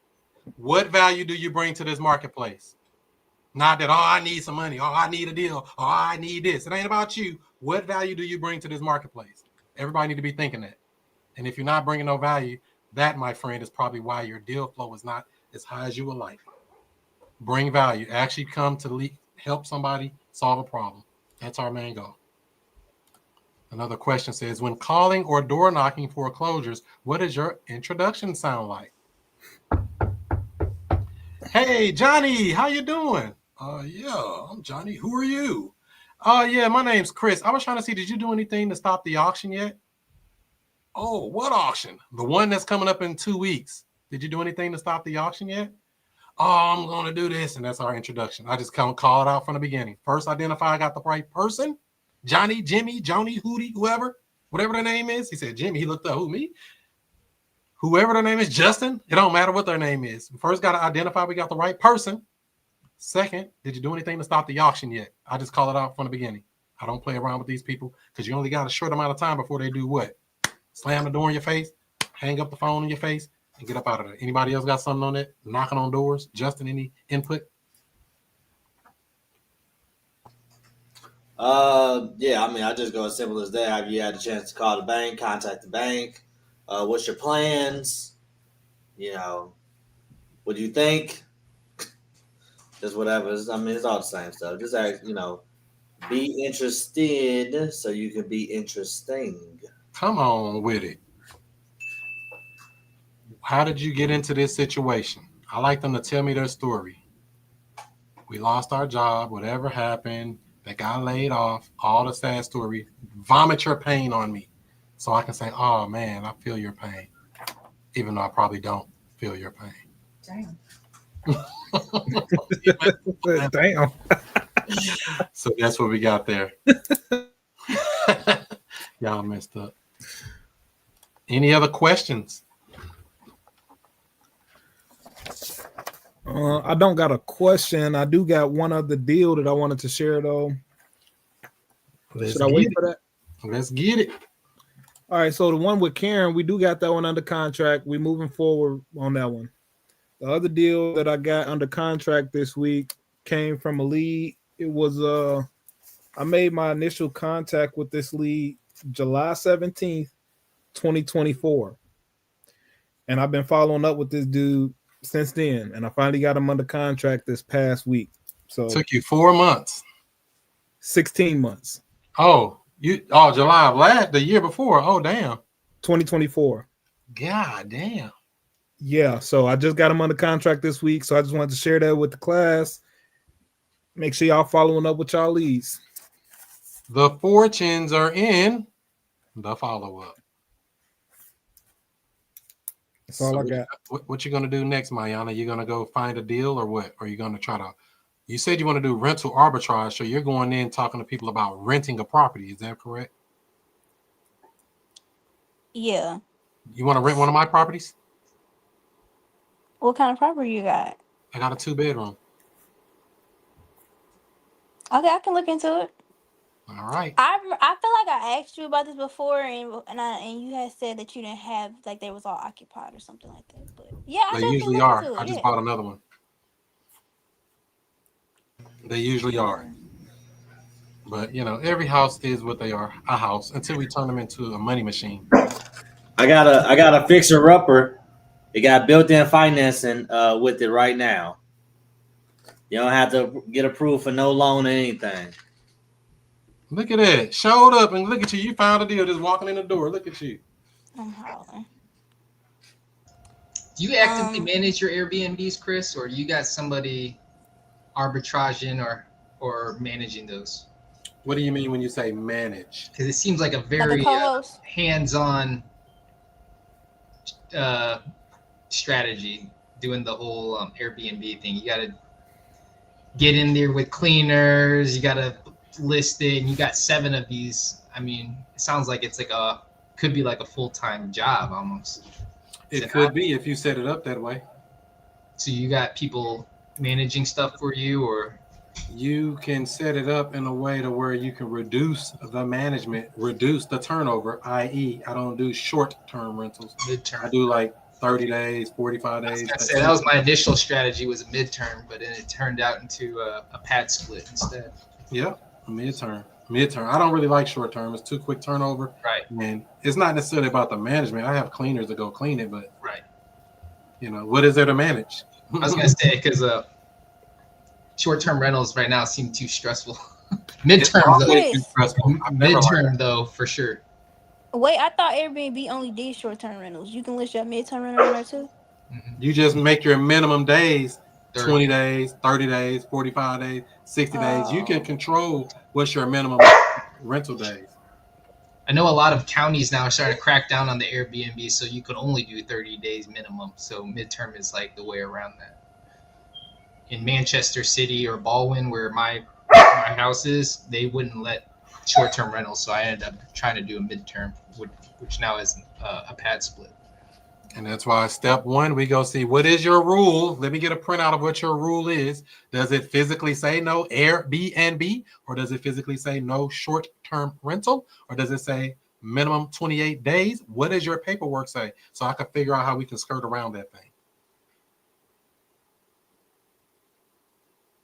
So that's Do what y'all have any if anybody come across any multifamily deals, let me know. I got somebody looking for one. They got some money. A buyer.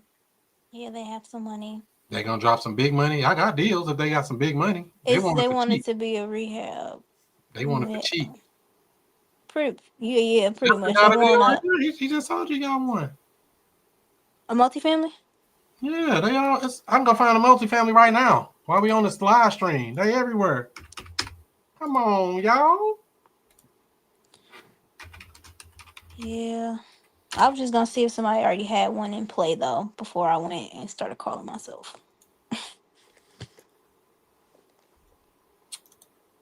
I don't know.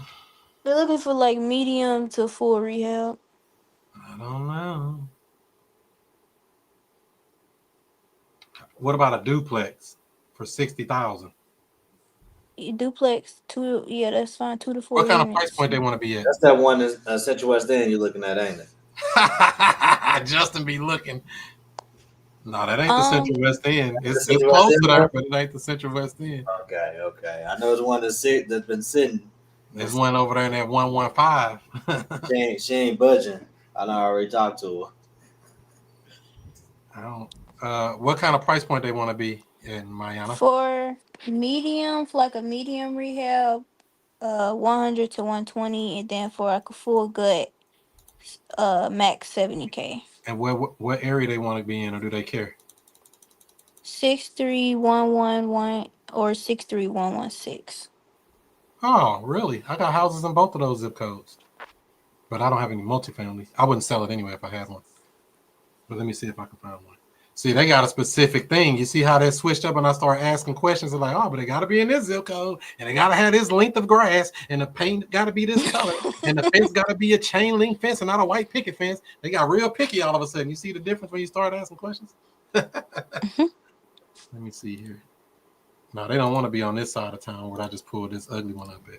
That's why I don't get excited when they be like, oh, I'm a cash buyer. Don't mean nothing to me. I need to know where you buying at and what you willing to pay. This is $60,000 duplex right there, but they don't want to buy over there. Cheap. Then their favorite thing be like, oh, send me everything you got. Then you send them like, oh, I ain't buying that. Oh, I ain't buying that. Oh, I ain't buying that. That's like the best deal for us. If you want something cheap, 60 grand right there. Duplex, boom, bam. No, they ain't buying that. So, hey. Is there a way I can filter that in here? I don't even know. Let me see. Multi. Look at that. Oh, how much baby is that? How much for the baby? What the fuck? America home. We got one right here, Mayana. 50 grand. N63111. Come on, y'all.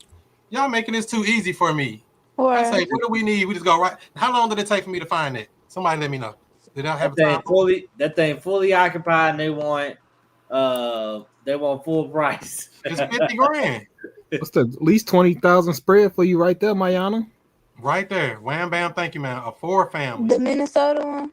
Yeah, it's in 63111. Well, you owe Chris about 10 now. I need 10%. Hell yeah. I was the Get on the 10,000. computer and have to click too many buttons. No. Look at she clicking off her screen quick as hell. Oh, that money messed up too. Look at the back of that. I think I had this under contract like 2 years ago. I'm writing down that. I had this under contract like 3 years ago. It's the same house. They still ain't sold it. 50 grand. They've been waiting on this buyer to come along to pay 70. Man, I'll call the people. Hey, I got 22,000 cash. Y'all want to sell it? It's gonna need some construction work. But it's in the zip code they want, and they wanted a full rehab. What more do they want? Go get this under contract for 20, sell it to him for 50. Made you 30 grand. I'll just take 10%. He said he'd pay 70 for a full rehab, Chris. That's what I asked that question for. And it's in the zip code. It's everything we just asked for, and it's fresh on the market. It only been listed for 2 days. Come on. And this is on market. This ain't even an off market deal. Hit them up, give them 45 so they feel good about it. Then get to them for 75. Look at that. Look at that. How do you lose in these type of things? Anybody else got any more real estate problems? Y'all making this too easy now. What else we need? And if that don't work, you can always go to handy dandy auction.com. What'd you say? 63111 or 63116? Where you want to be at?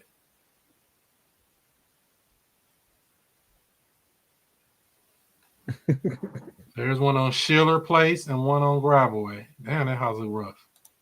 I can tell that's a rough house. It's got all the trees and stuff. That tell you it's rough. That's not a multifamily though. That house is on my list to knock on. Can't call them yet.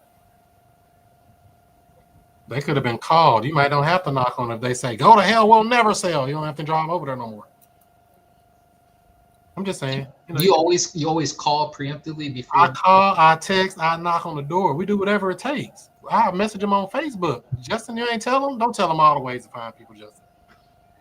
Justin will track them down.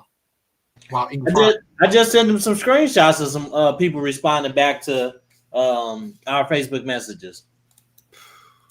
Right. Hey, tell me y'all want to sell. All you gotta do is reach out. Worst thing they can say is what they say. It's just making contact with him, Jimmy, however we need to. Whatever it takes. Dang, this is a good house right here, dude. And some of these sellers like being reached out to in different ways. So this the house you need to go knock on. Don't waste your time with that other man. Go knock on this door. You're in a good area right here. I go. Did it knock off? Damn, my bad. How did I get knocked off? I'd have knocked Mayana off and the thing. Hold on. No, my phone had died. How did a screenshot get knocked off? Go knock on this door. Sure, y'all knocking on the wrong houses. Go knock on something like this. This is a house I can move into. I'll move in this house. Let me get that first. That's on my list. Oh, don't be waiting. No, y'all want to wait to see me. Y'all get me looking at it, and I might go do it now. I be trying to give everybody a chance, but no. There goes Shay, baby. Shout out to the Future Cash Flow Club. Woo-hoo.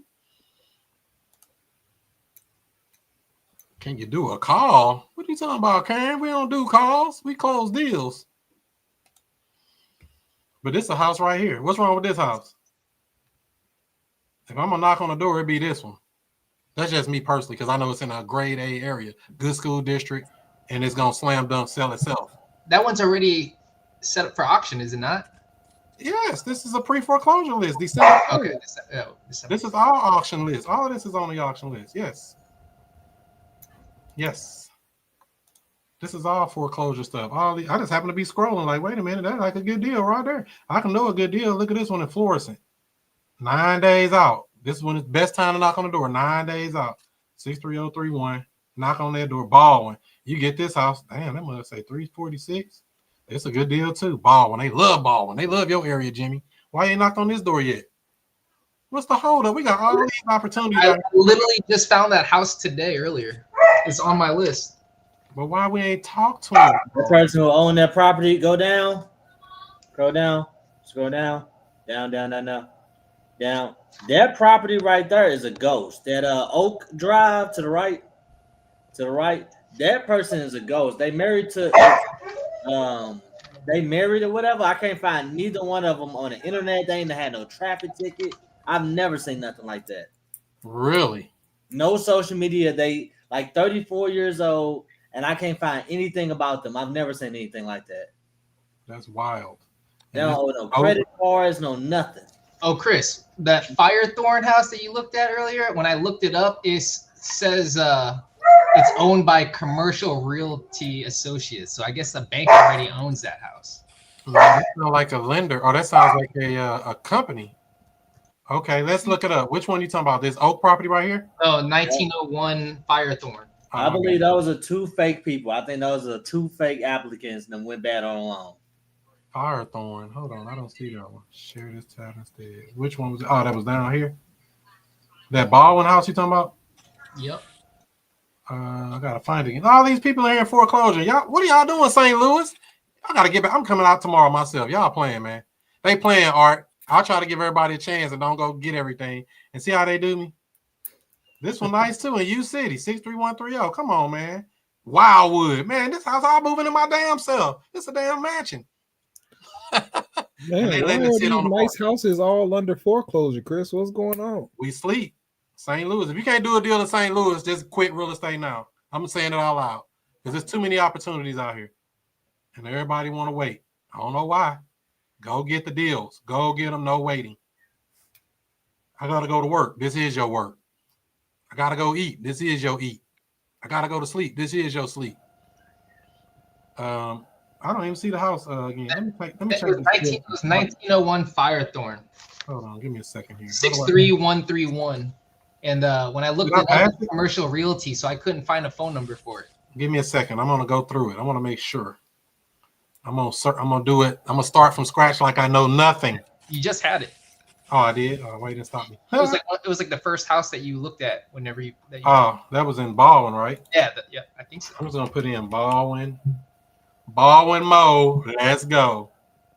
Yeah, they got 4 houses in Baldwin. What are y'all doing out here, man? So this one right here. No, nothing. I don't see which one you're talking about. 63131. Oh, it was in 63131. Oh, my bad. Okay. I can't find it. I got thrown off. So that's the only. Now, this tell you right here, if you put in a zip code, and it's the only one in the zip code, that means it's in a good area, right? Yeah, yeah, that's the one.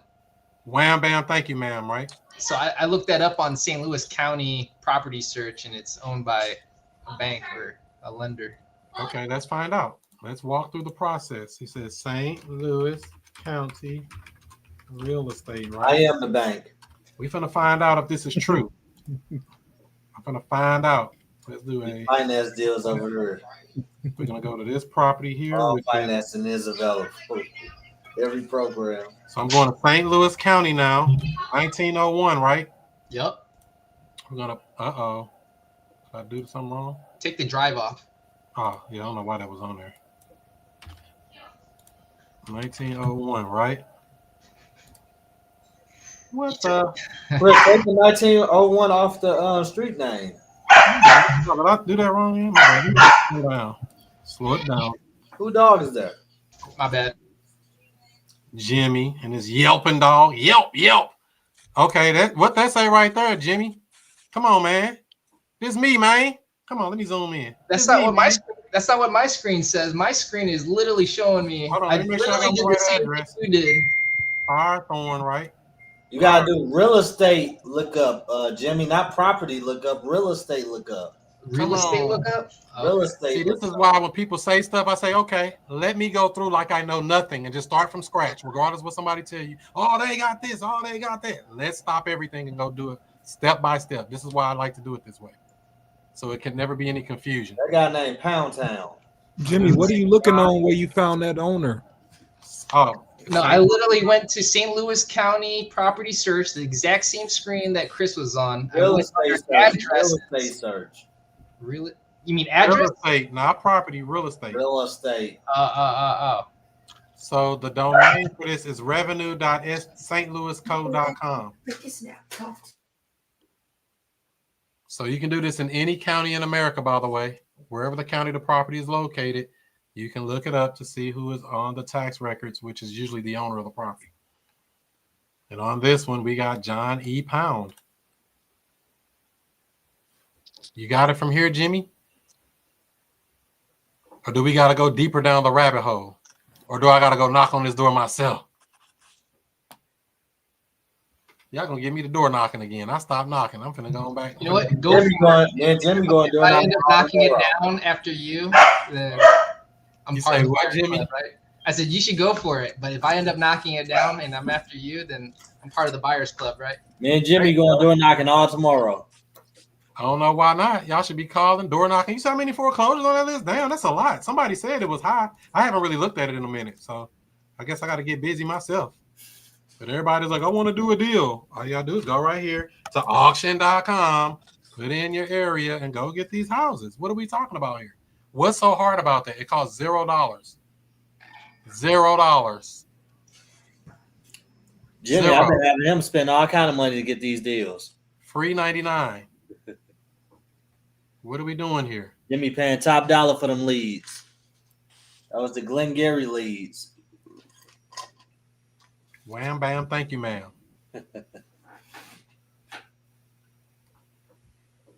Why is it so hard? I got a fixer upper for you, Mayana, if you want it. What? It'd be perfect for Section 8. You said what? It'd be perfect for Section 8. Financing already is in place. You don't have to get approved for no loan or none of that. You drop a couple grand into it, rent it out, get your money back.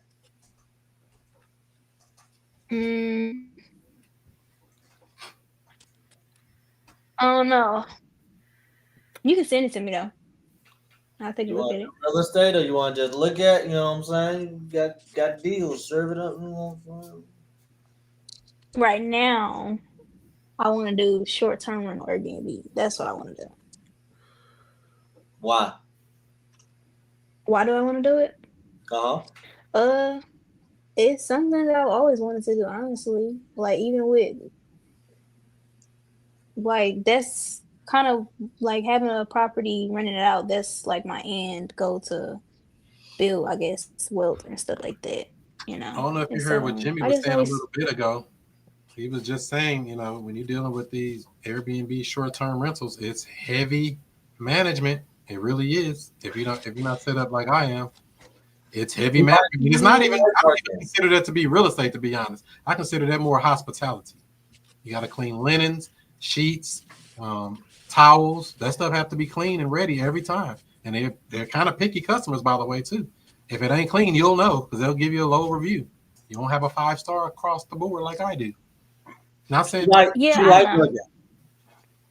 why you can get like co-hosts and stuff like that to help, you know. A lot of people have co-hosts, but honestly, that stuff don't really bother me. Like, I'm interested in that stuff. I guess like the hospitality of it, because like me just myself, manage all the money I like, then. Just manage all the money. Standing. Somebody was telling me like maybe I should try managing first because they was telling me like, oh, the rental market. They was like the market isn't good right now to like rental arbitrage. So like they was saying maybe try co-hosting, but I wasn't, since I don't have any experience. I knew it would be a hard time finding somebody that would like even trust me to start that. But I would look into that too, co-hosting. Yeah, that's the answer. Go and do a co-host. I was for sure looking at that. That'll change your whole perspective on it. And I'm not saying it's bad or good. You just have to understand what you're getting into. Yeah. To be honest with you, from what I've seen recently, the disgruntled landlords we've been coming across have been Airbnb operators. Matter of fact, the house I was just talking about in Florissant, she's an Airbnb operator. 3 units in her house. She's in a basement and 2 different bedrooms. She's renting out rooms. And she wants to sell. So why is that? Tired landlord. Tired. Sick and tired of being sick and tired. And ain't nothing wrong with it. Like I say, once you structure it properly, but doing it the way people doing it, 2 days here, 1 day there, 2 days there. Man, I ain't finna be working that hard. I'd rather go do a job, which I ain't had since 2011. So I'm unemployable. Yeah, that's why I don't know. I don't want to start it and then be struggling and stuff like that. Well, struggle is come with anything, but Boy, I don't believe in struggling. Who said that struggle would come with anything? Who told you that? Who gave you that advice? Tell them to flush that advice down the toilet. Struggling is the only way to do it. All right, did you hear that? Sound like something my grandma would have probably said. If there is no struggle, there is no progress. Yeah, fuck that. That's not what I meant. When you're starting something new, when you're literally starting something new, you're bound to struggle at some point. Like, y'all not gonna convince me you're not going to. Literally, with any business. I ain't never struggled in nothing I did because I said it don't matter what they throw at me, I'm gonna figure it out. I don't care. I'm gonna figure it out. That's still struggling. What kind of struggles you think you might come across? Not keeping it occupied, probably. That's probably the main thing that people struggle with, trying to keep it occupied. So what's going to make your house or a property more special than others that keeps it occupied when they can't keep it occupied? As a person that stays in Airbnbs, I kind of know. I feel like I know what people like and what. It seems like around St. Louis, the properties that have like a bunch of beds and baths, not like the 1 or 2 bedroom bathrooms, like the 5 bedroom, 4 bathroom. Those are the ones that do them, the best. It seems like the Really? Victorian style homes too. I think so. I Yeah, think they get at the least most maybe wear those and are the ones that tear. I like. I You think said they get what? the most wear and tear because it's the most booties on them toilets and the most flushing and all the other stuff, water and using up utilities. They have the most expenses. They get the most wear and tear. Would you agree? Maybe When they got you could say Big that. Mama, Big Daddy, little grandson, his 3 baby mamas, they 5 kids, all in that one house, because they're gonna overdo it. You tell them we sleep 6, they're gonna have 12 there. Just This is keep a it hot real. take, but I've stayed Yeah. at Airbnbs and hotels. I prefer the hotels because one, Airbnbs now are not located like conveniently.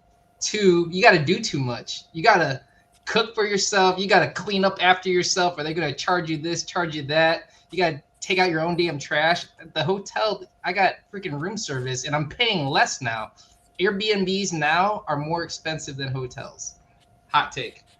Do the midterm I guess rental. I It's like the much easier. space.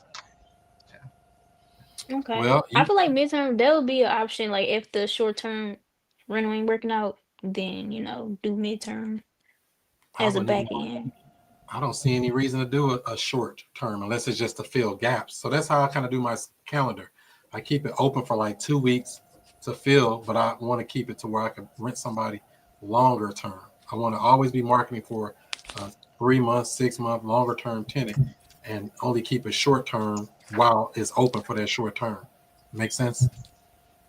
For midterm, you can find Yeah. nurses, like people, like agents who actually place nurses for you, and insurance company who find people for you. But if you do the short term, you're constantly having to find these people or advertise to them. I'm just saying. It's like, Right. Plus, the turnover is high. That You know makes what I sense. mean? I'm not saying nothing bad about it, but that's the bad part about it. The turnover is high. I don't want to go to this house every other day. Believe me, I did this to my house in Afton. Every 2 days, I got to go down there. Oh, switch the laundry. Oh, clean the house. Oh, come back 2 days and do the same thing. That stuff get old real quick. I'm talking about Well, real you quick. didn't hire a cleaner and stuff then. A lot of people Didn't do have matter. hired cleaners and stuff. Still the same thing. Who want to go do it every 2 days? It still don't make sense. When I can do it every 2 months versus every 2 days, that don't make sense. when you hire a cleaner, you actually got to go and check it out yourself, because if they didn't do a good job cleaning, the tenant, the short-term person is going to leave a bad review. Oh, they didn't clean this. Oh, they didn't take out the trash before I came here. You actually have to go there and make sure that the cleaner actually cleaned. Jimmy, you sound like you did this already. And I can vouch for that because I had a cleaning business for 6 years, an actual cleaning business, residential cleaning business. The cleaners sometimes didn't clean. Most of the time they did good, but there's always that 1 or 2 that's messing up the thing for everybody else, messing up the tips, not getting around a toilet bowl, not getting on your hands and knees and doing the bathroom. So I'm gonna use a mop. You can't use a mop in the bathroom. Hands and knees, hands on your knees, every time. But no, everybody telling you one thing, but I'm just, I can only tell you the truth. Mayana, are you just looking for a job or you trying to be an investor? Right. That's the question, Mayana. You got caught with that one. Ultimately, I'm trying to be on the investing side. That is the long-term goal. Investors don't work. Come on, say it again, Justin, for the people in the back. That's what she want to do. They got the Airbnb cleaning business if you want to do that separately. Yeah, it's a need for that. They always got work. Like I said, You talking about clean? Yeah. Yeah, that's what you want to do. Yeah. Oh no! Oh, you might as well. That'd be the That'll make money for sure. I promise you. I promise you that'll make you money. No, there are more people who I'm not going to nobody's house and cleaning than a premium house to rent. So maybe turn that Airbnb into like a pad split, because then you're going to rent each room out for long term. You're still going to go and buy your furniture and take care of all the bills and clean the house, but you're going to make way more and have way less turnover.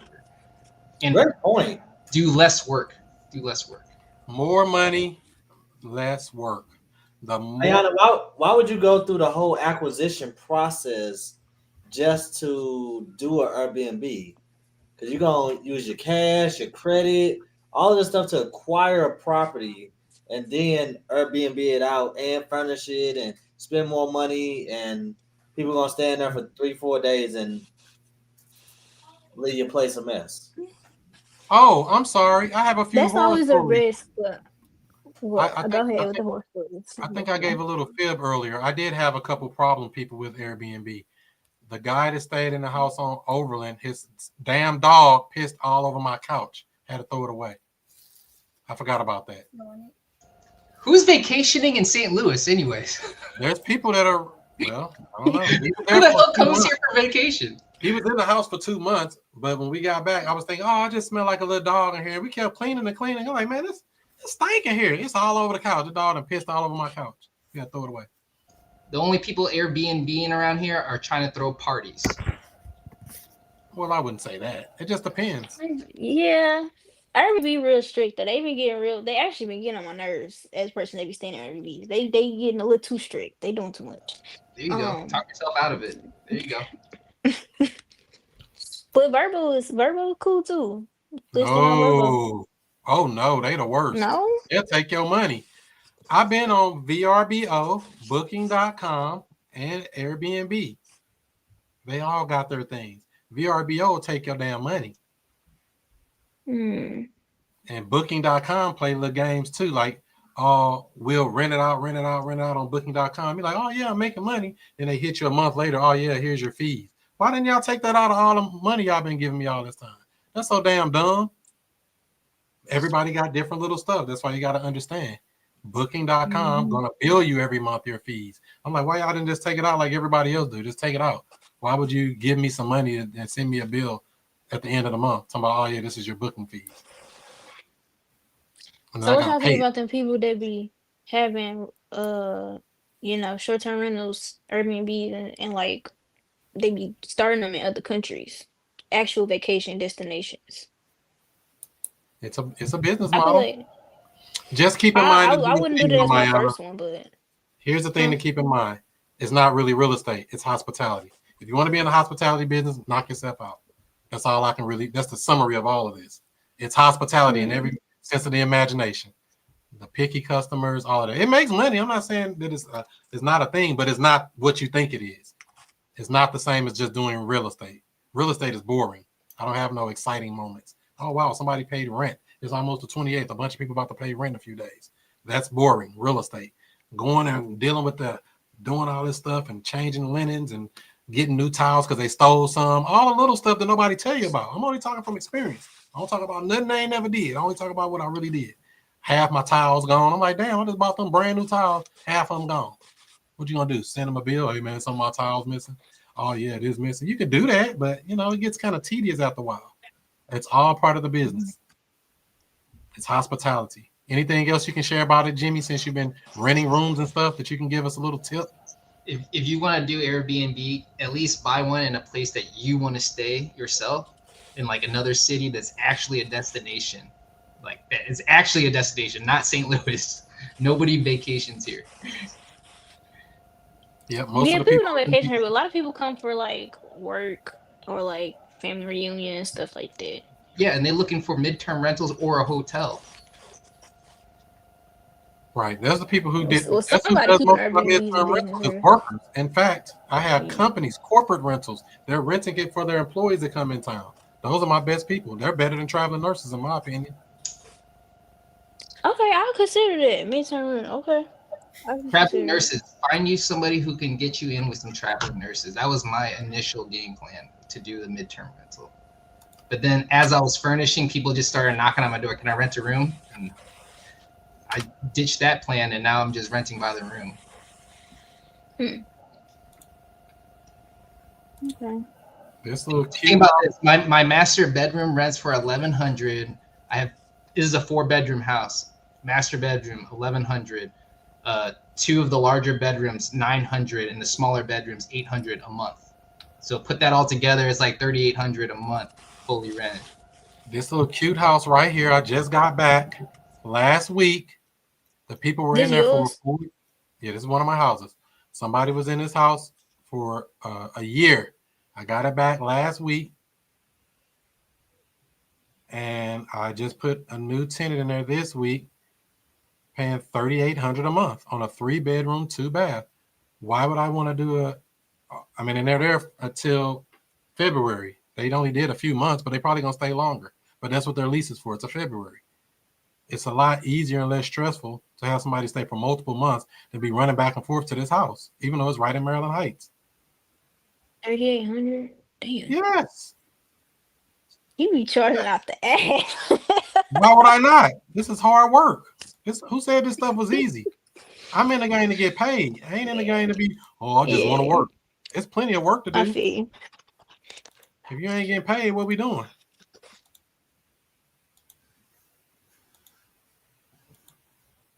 Oh, they lost. I had to go buy new pillows after the people moved out. I mean, it's small stuff. I had to spend about $50 after they moved out because 2 of the pillows was messed up. Little stuff like that. But they was there for a whole year. Oh, It's so part of the that's game. but that's fully furnished though, right? Okay, that All makes my sense. properties are furnished. Yeah, that makes sense. The only way to do it is put furniture in them.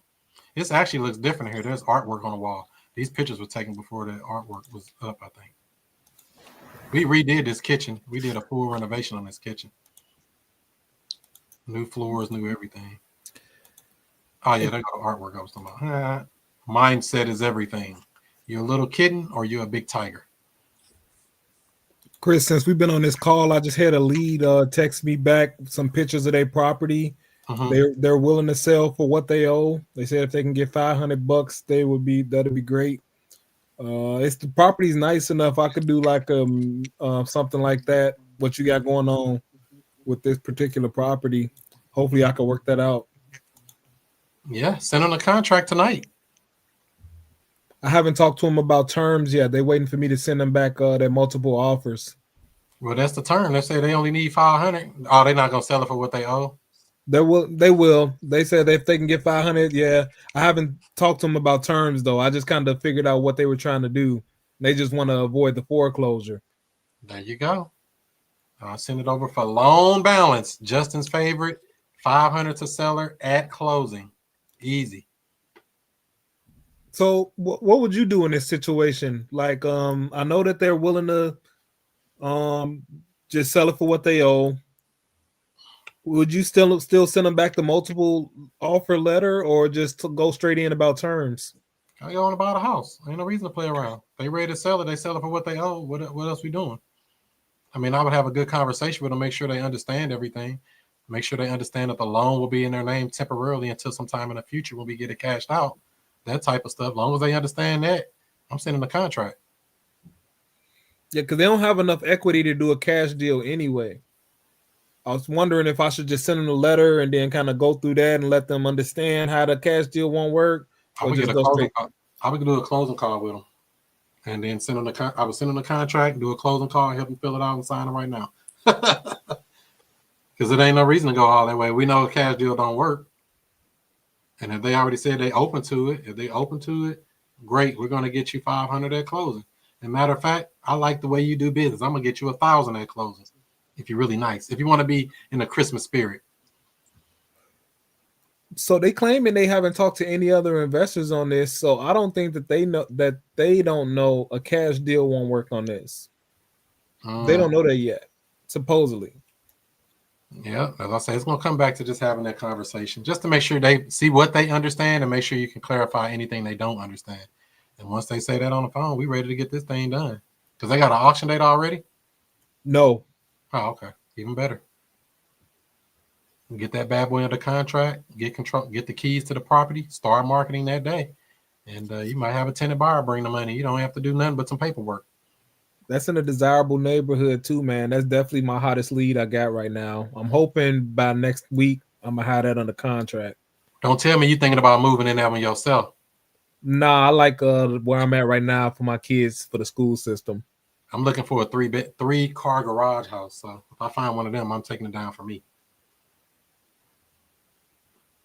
And then we'll put this house on midterm rental and get $3,800 a month for it too. It's a 3-bed, 2-bath, full finished basement. Somebody like this house. Matter of fact, they can have the furniture in here. I'll refurnish my own house with something new over there.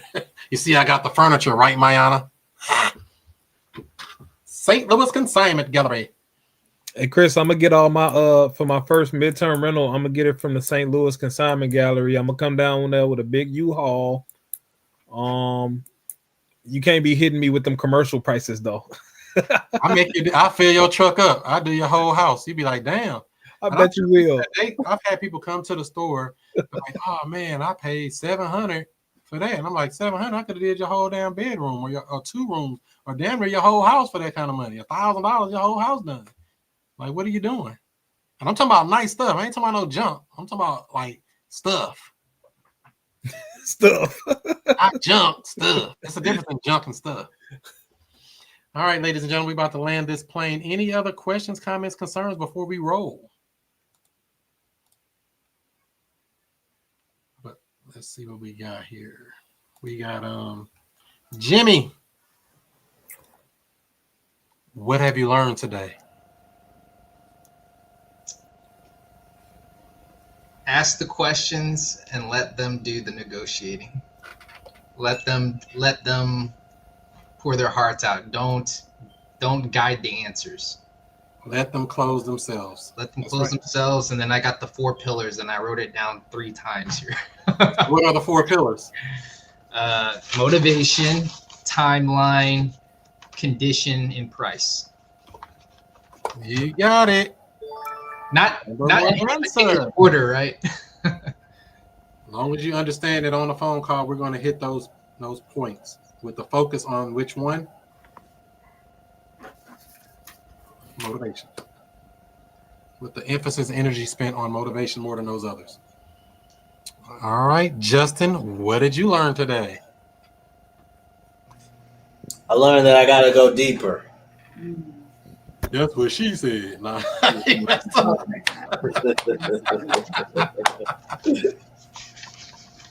Gotta go deeper. And what do you mean? I learned, just about some little tidbits about when I'm selling a deal to a quote unquote investor, to still, even with them, not really use the verbiage or the terminology and all of that stuff. Still use certain questioning or present it to pique interest, and then walk them down the process of what they'll look like. Built-in financing, that's a great one. Instead of going into the semantics of, hey, I got property that already have built-in financing, is that something that you would be interested in? Yeah. Even some people are afraid of sub 2. I got a deal of sub 2. Oh, I heard that's illegal. What? What these Halloween and you talking about it's illegal? What's wrong with these people? There's still people out here to think that. So that's their thought. They cuckoo for Cocoa Puffs. I used to take my time trying to explain this stuff to people when they tell me like, "Oh, ain't that illegal?" or this or that. Now I just shut up. I was like, "Yep, you're right. Don't touch it." I ain't gonna make you do it. Well, all right. What about you, Art? What have you learned today?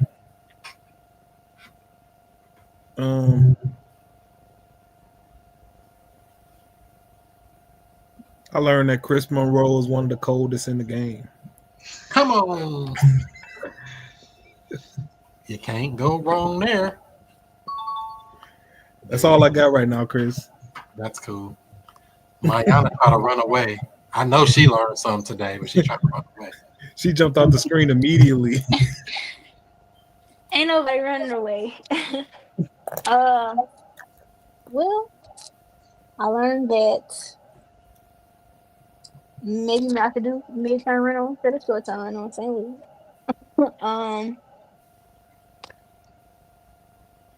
I guess I also learned that